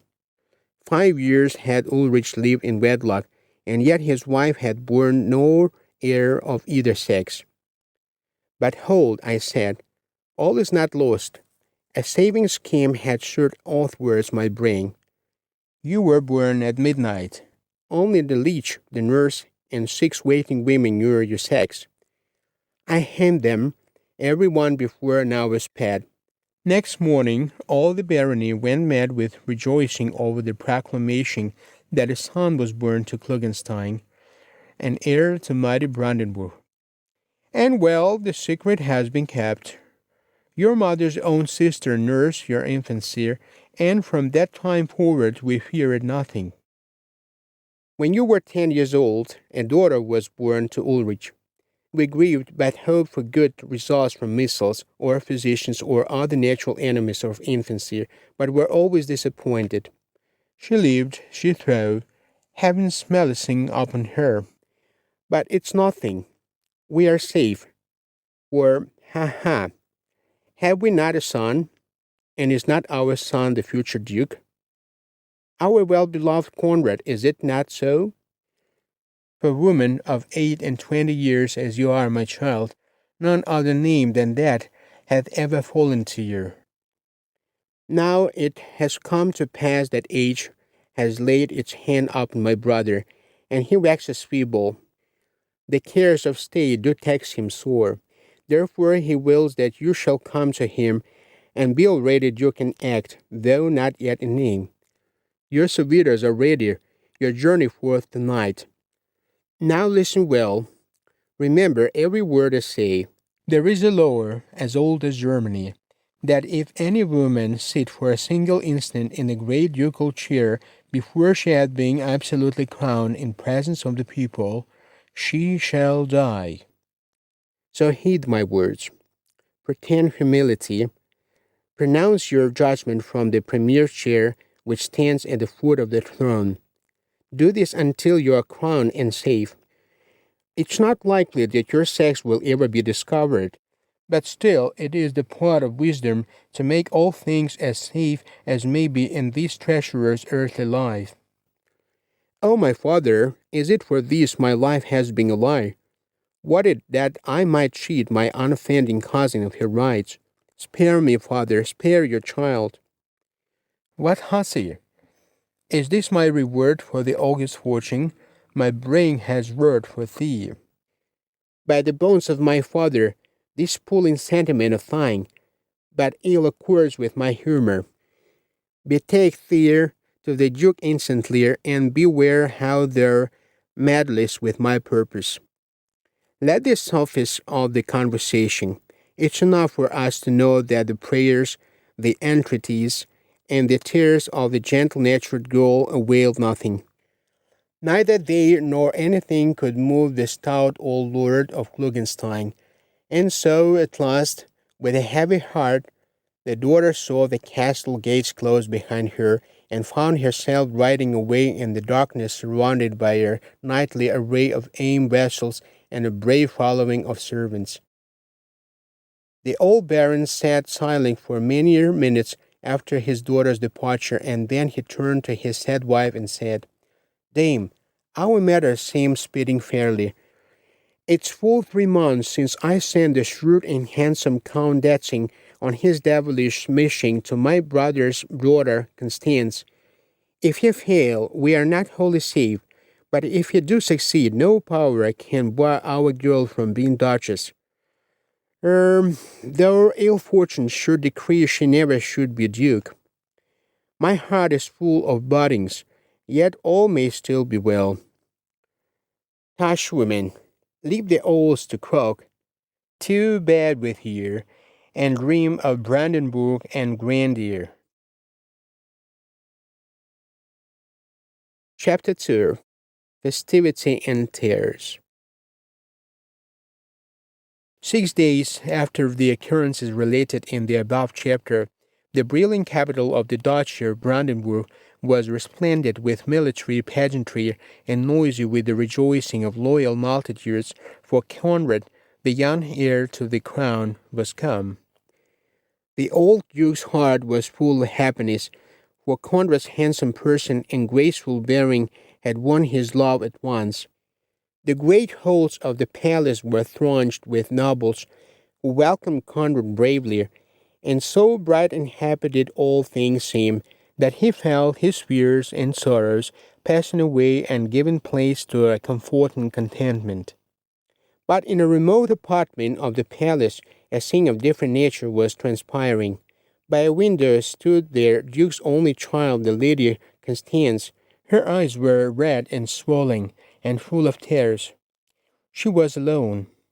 Presently she fell to weeping anew, and said aloud, "The villain Datzing is gone, has fled the dukedom.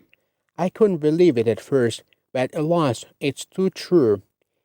And I love him so. I dared to love him, though I knew the duke, my father, would never let me wed him. I love him, but now I hate him. With all my soul I hate him. Oh, what is to become of me? I'm lost, lost, lost. I shall go mad."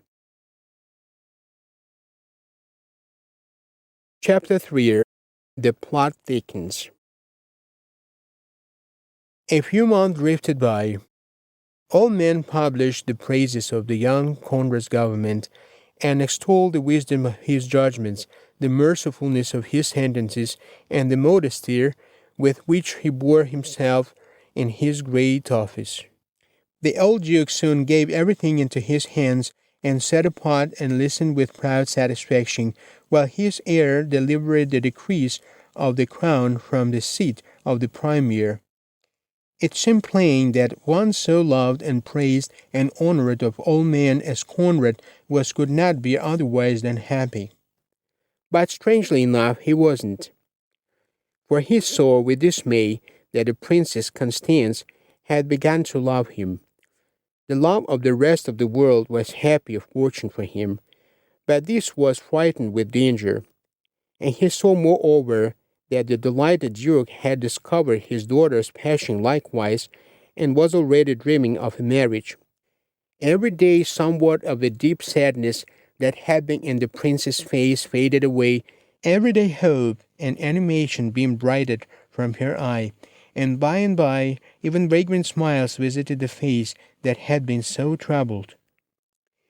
Conrad was appalled. He bitterly cursed himself for having yielded to the instinct that had made him seek the companionship of one of his own sex when he was new and a stranger in the place, when he was sorrowful and yearned for a sympathy such as only women can give or feel. He now began to avoid his cousin, but this only made matters worse, for naturally enough, the more he avoided her, the more she cast herself in his way. He marveled at this at first, and next it startled him. The girl haunted him, she happened upon him at all times and in all places, in the night as well as in the day. She seemed singularly anxious. There was surely a mystery somewhere. This couldn't go on forever. All the world was talking about it. The duke was beginning to look perplexed. Poor Conrad was becoming a very ghost through dread and dire distress.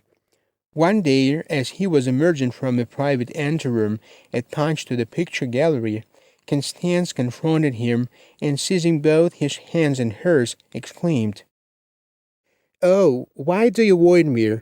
What have I done? What have I said to lose your kind opinion of me? For surely I had it once. Conrad, don't despise me, but a pity of tortured heart. I cannot hold me words unspoken longer, lest they kill me. I love you, Conrad. They despise me if you must, but they would be uttered." Conrad was speechless. Constance hesitated a moment, and then, misinterpreting his silence, a wild gladness flamed in her eyes, and she flung her arms about his neck and said, "You relent, you relent. You can love me, you will love me. Oh, say you will, my own, my worship, Conrad." Conrad groaned aloud. A sickly pallor overspread his countenance, and he trembled like an aspen. Presently, in desperation, he thrust the poor girl from him and cried, "You know not what you ask. It is forever and ever impossible." And then he fled like a criminal and left the princess stupefied with amazement. A minute afterwards she was crying and sobbing there, and Conrad was crying and sobbing in his chamber. Both were in despair. Both saw ruin staring them in the face. By and by Constance rose slowly to her feet and moved away, saying, "To think that he was despising my love at the very moment that I thought it was melting his cruel heart. I hate him. He spurned me, did this man. He spurned me from him like a dog." Chapter 4. The Awful Revelation. Time passed on. A settled sadness rests once more upon the countenance of the good Duke's daughter. She and Conrad were seen together no more now. The Duke grieved at this. But as the weeks wore away, Conrad's color came back to his cheeks, and his old-time vivacity to his eye, and he administered the government with a clear and steadily ripening wisdom. Presently, a strange whisper began to be heard about the palace. It grew louder, it spread farther. The gossips of the city got hold of it. It swept the dukedom. And this is what the whisper said: "The Lady Constance has given birth to a child." When the Lord of Klugenstein heard it, he swung his plumed helmet thrice around his head and shouted, "Long live Duke Conrad, for lo, his crown is sure from this day forward. Dancing has done his errand well, and the good scoundrel shall be rewarded." And he spread the tidings far and wide, and for 48 hours no soul in all the barony but did dance and sing, carouse and illuminate, to celebrate the great event, proud and happier at all Klugenstein's expense. Chapter 5. The Frightful Catastrophe. The trial was at hand. All the great lords and barons of Brandenburg were assembled in the Hall of Justice in the ducal palace. No space was left unoccupied. Where there was room for a spectator to stand or sit, Conrad, clad in purple and ermine, sat in the premier's chair, and on either side sat the great judges of the realm. The old Duke had sternly commanded that the trial of his daughter should proceed without favor, and then had taken to his bed broken-hearted. His days were numbered. Poor Conrad had begged, as worth his very life, that he might be spared the misery of sitting in judgment upon his cousin's crime, but it didn't avail. The saddest heart in all that great assemblage was in Conrad's breast. The gladdest was in his father's, for unknown to his daughter, Conrad, the old Baron Klugenstein, was come, and was among the crowd of nobles, triumphant in the swelling fortunes of his house. After the heralds had made your proclamation, and the other preliminaries had followed, the venerable Lord Chief Justice said, Prisoner, stand forth. The unhappy princess rose and stood unveiled before the vast multitude. The Lord Chief Justice continued, Most noble lady, before the great judges of this realm, it had been charged and proven that out of holy wedlock your grace hath given birth unto a child. And by our ancient law, the penalty is death excepting in one sole contingency. Wherever his grace, the acting duke, or good Lord Conrad will advertise you in his solemn sentence now, wherefore give heed. Conrad stretched forth his reluctant scepter, and in the self-same moment the womanly heart beneath his robe inked pityingly towards the doomed prisoner, and the tears came into his eyes. He opened his lips to speak, but the Lord Chief Justice said quickly, Not there, your grace, not there. It's not lawful to pronounce judgment upon any of the ducal line save from the ducal throne. A shudder went to the heart of poor Conrad, and a tremor shook the iron frame of his old father likewise. Conrad had not been crowned, dared he profane the throne.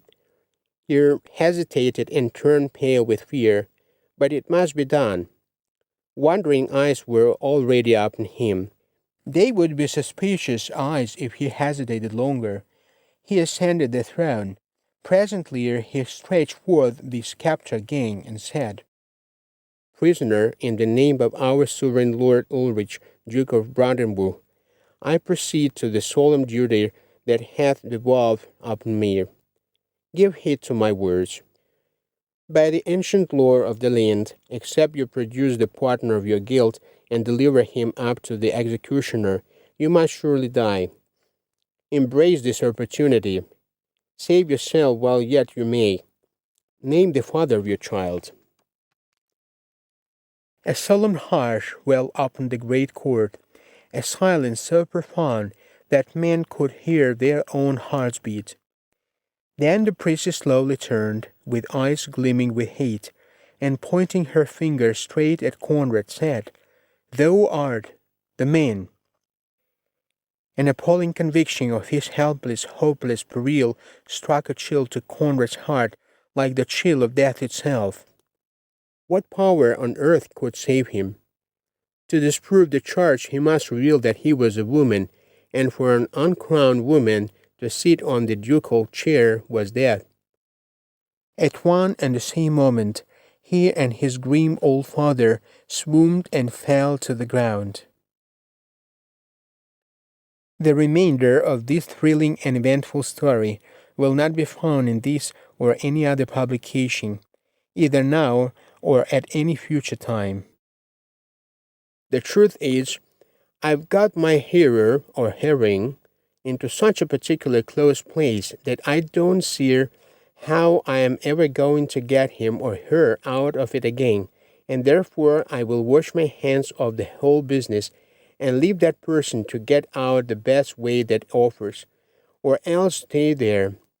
I thought I was going to be easy enough to straighten out that little difficulty, but it looks different now.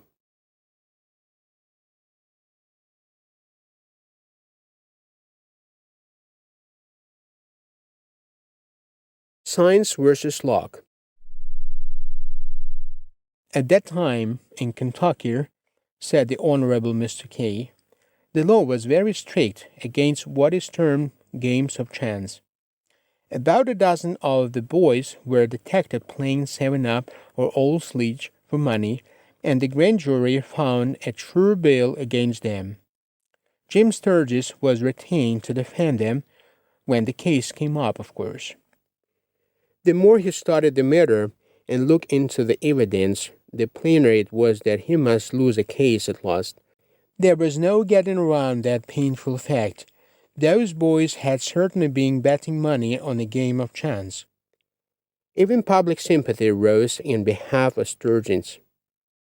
People said it was a pity to him to see him mar his successful career with a big prominent case like this which must go against him. But after several restless nights, an inspired idea flashed up in Sturgis, and he sprang out of bed, delighted.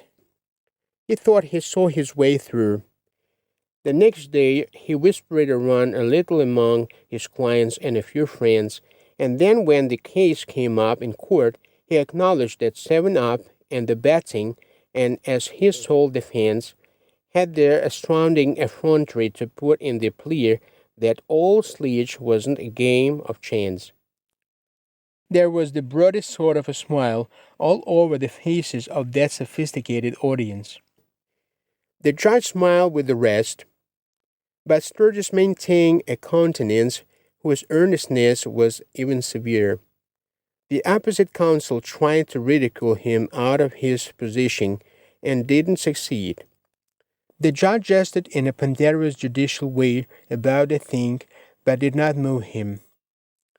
The matter was becoming grave. The judge lost a little of his patience and said the joke had gone far enough. Jim Sturgis said he knew of no joke in that matter.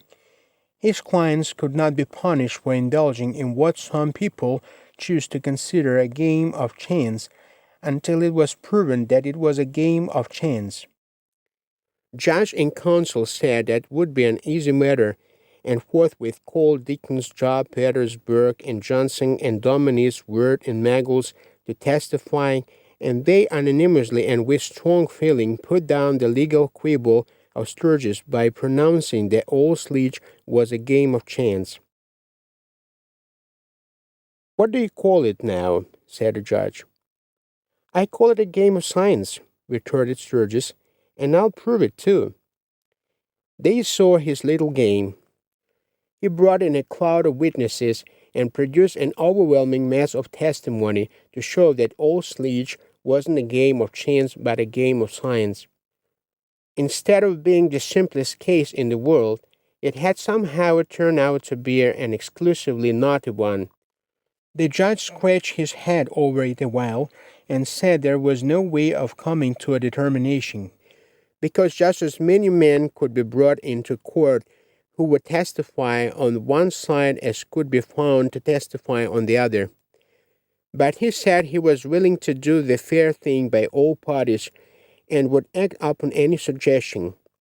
Mr. Sturgis would make for the solution of the difficulty. Mr. Sturgis was on his feet in a second. Impanel a jury of 6 of each, luck versus science. Give them the candles and a couple of decks of cards. Send them into the jury room and just abide by the result. There was no disputing the fairness of the proposition. The 4 deacons and the 2 dominies were sworn in as the chance jurymen, and 6 inveterate old 7-Up professors were chosen to represent the science side of the issue. They retired in the jury room. In about 2 hours, Deacon Peters sent into court to borrow $3 from a friend. Sensation. In about 2 hours more, Dominic Miggles sent into a court to borrow a steak from a friend. Sensation. During the next 3 or 4 hours, the other dominier and the other deacons sent into court for small loans, and still the packed audience waited, for it was a prodigious occasion in Bull's Corners, and one in which every father of a family was necessarily interested. The rest of the story can be told briefly. About daylight, the jury came in, and Deacon Job, the foreman, read the following. Verdict. We, the jury, in the case of the Commonwealth of Kentucky versus John Wheeler Italia, have carefully considered the points of the case and tested the merits of the several theories advanced, and do hereby unanimously decide that the game commonly known as Old Sledge or 7-Up is eminently a game of science and not a chance. In demonstration whereof it's hereby and herein stated, iterated, reiterated, set forth, and made manifest that during the entire night the chance men never won a game or turned a jack, although both feats were common and frequent to the opposition. And furthermore, in support of this our verdict, we call attention to the significant fact that the chance men are all busted and the science men have got the money. It's the deliberate opinion of this jury that a chance theory concerning 7-Up is a pernicious doctrine and calculated to inflict untold suffering and pecuniary loss upon any community that takes stock in it. That is the way that 7-Up came to be set apart and particularized in the statute books of Kentucky as being a game not of chance but of science, and therefore not punishable under the law, said Mr. K. That verdict is off record and holds good to this day.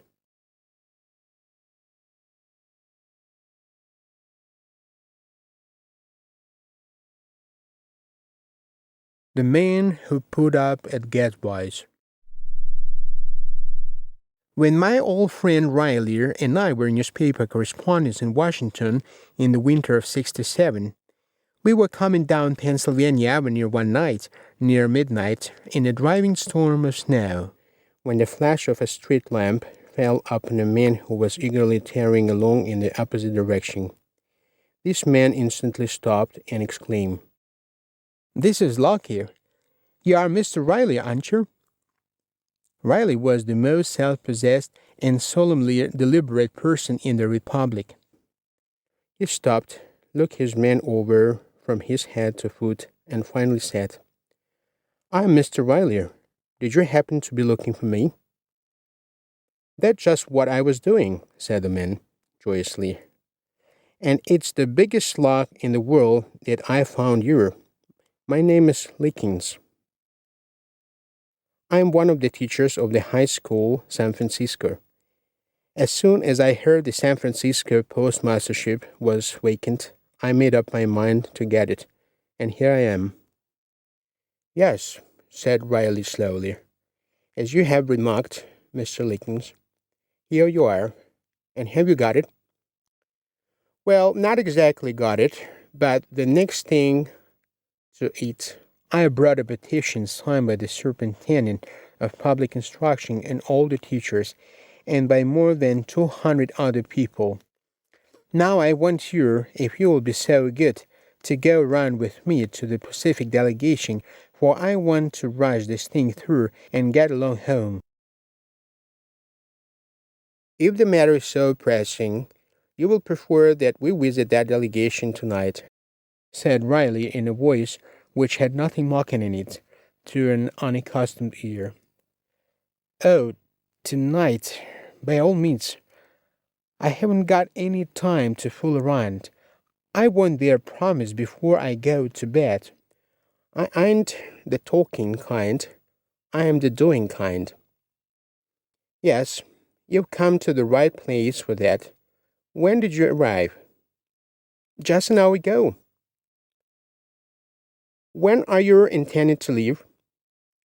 "For New York tomorrow evening, for San Francisco next morning." "Just so. What are you going to do tomorrow?" I've got to go to the president with a petition and a delegation and get the appointment, haven't I?" "Yes, very true. That is correct. And then what?" "Executive session of the Senate at 2 p.m. Got to go to the appointment confirmed. I reckon you'll grant that." Yes, said Riley meditatively. "You're right again. Then you take the train for New York in the evening and the steamer for San Francisco next morning." "That is it. That's the way I map it out." Riley considered a while and then said, "You couldn't stay a day? Well, say 2 days longer." "Bless your soul, no. It's not my style. I ain't a man to go fooling around. I am a man that does things, I tell you." The storm was raging, the thick snow blowing in gusts. Riley stood silent, apparently deep in a reverie during a minute or more. Then he looked up and said, "Have you ever heard about that man who put up at Gadsby's once?" "But I see you haven't." He backed Mr. Likens against an iron fence, buttonholed him, fastened him with his eye, like the ancient mariner, and proceeded to unfold his narrative as placidly and peacefully as if we were all stretched comfortably in a blossomy summer meadow instead of being persecuted by a wintry midnight tempest. I will tell you about that man. It was in Jackson's time. Gadsby's was the principal hotel then. Well, this man arrived from Tennessee about 9 o'clock one morning with a black coachman and a splendid 4-horse carriage and an elegant dog, which he was evidently fond and proud of. He drove up before Gadsby's, and the clerk and their landlord and everybody rushed out to take charge of him, but he said, "Never mind," and jumped out and told the coachman to wait, said he hadn't time to take anything to eat, he only had a little claim against the government to collect, would run across the way to the treasury, and fetch the money, and then get right along back to Tennessee, for he was in considerable of a hurry. Well, about 11 o'clock that night, he came back and ordered a bed and told them to put the horses up, said he would collect the claim in the morning. This was in January, you understand, January 1834, the 3rd of January, Wednesday.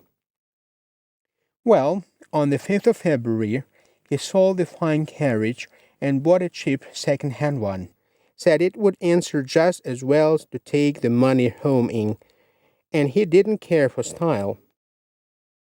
On the 11th of August, he sold a pair of the fine horses, said he would often thought a pair was better than 4 to go over the rough mountain roads with where a body had to be careful about his driving, and there wasn't so much of his claim, but we could lug the money home with a pair easy enough. On the 13th of December, he sold another horse, said 2 were not necessary to drag that old light vehicle with. In fact, one could snatch it along faster than was absolutely necessary, now that it was good solid winter weather and the roads in splendid condition. On the 17th of February, 1835, he sold the old carriage and bought a cheap second-hand buggy, said a buggy was just the trick to skim along mushy, slushy early spring roads with, and he had always wanted to try a buggy on those roads anyway.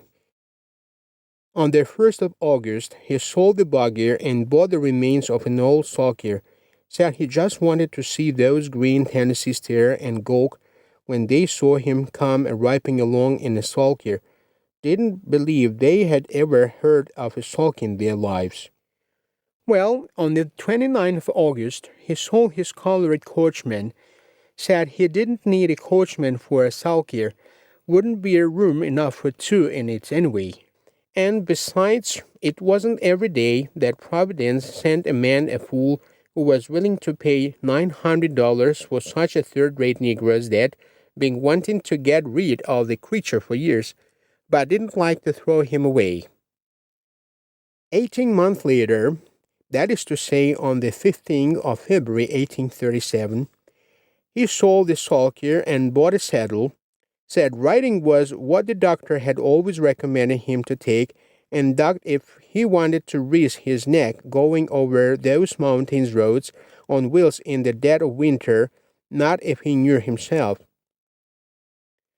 On the 9th of April, he sold the saddle, said he wasn't going to risk his life with any perishable saddle girth that ever was made over rainy, miry April roads, while he could ride bareback and know and feel he was safe, always had despised to ride on a saddle anyway.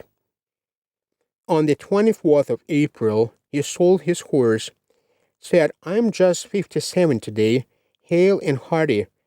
It would be a pretty haughty do for me to be wasting such a trip as that in such weather as this on a horse when there ain't anything in the world so splendid as a tramp on foot through the fresh spring woods and over the cheery mountains. To a man that is a man, and I can make my dog carry my claim in a little bundle anyway when it's collected." So tomorrow I'll be up bright and earlier, make my little old collection, and mosey off to Tennessee on my own hind legs with a rousing goodbye to Gadsby's. On the 22nd of June, he sold his dog. Said, "Damn a dog. Anyway, where you're just starting off on a rattling valley tramp through the summer woods and hills, perfect nuisance, chases the squirrels, barks at everything, goes a capering and splattering around in the woods, man cannot get any chance to reflect and enjoy nature, and I would blame sight rather carry the claim myself. It's a mighty sight safer, a dog's mighty uncertain in financial way, always notice it. Well, goodbye, boys. Last call. I'm off for Tennessee with a good leg and a gay heart early in the morning." There was a pause and a silence, except the noise of the wind and the pelting snow. Mr. Likins said impatiently, "Well?" Riley said, "Well, that was 30 years ago." Very well, very well. What of it?" "I'm great friends with that old patriarch. He comes every evening to tell me goodbye. I saw him an hour ago. He's off for Tennessee early tomorrow morning, as usual. Said he calculated to get his claim through and be off before night owls like me have turned out of bed." The tears were in his eyes. He was so glad he was going to see his old Tennessee and his friends once more. Another silent pause. The stranger broke it. "Is that all?" "That is all." "Well, for the time of night and the kind of night, it seems to me the story was full long enough. But what is it all for?" "Oh, nothing in particular." "Well, where is the point of it?" "Oh, there isn't any particular point to it.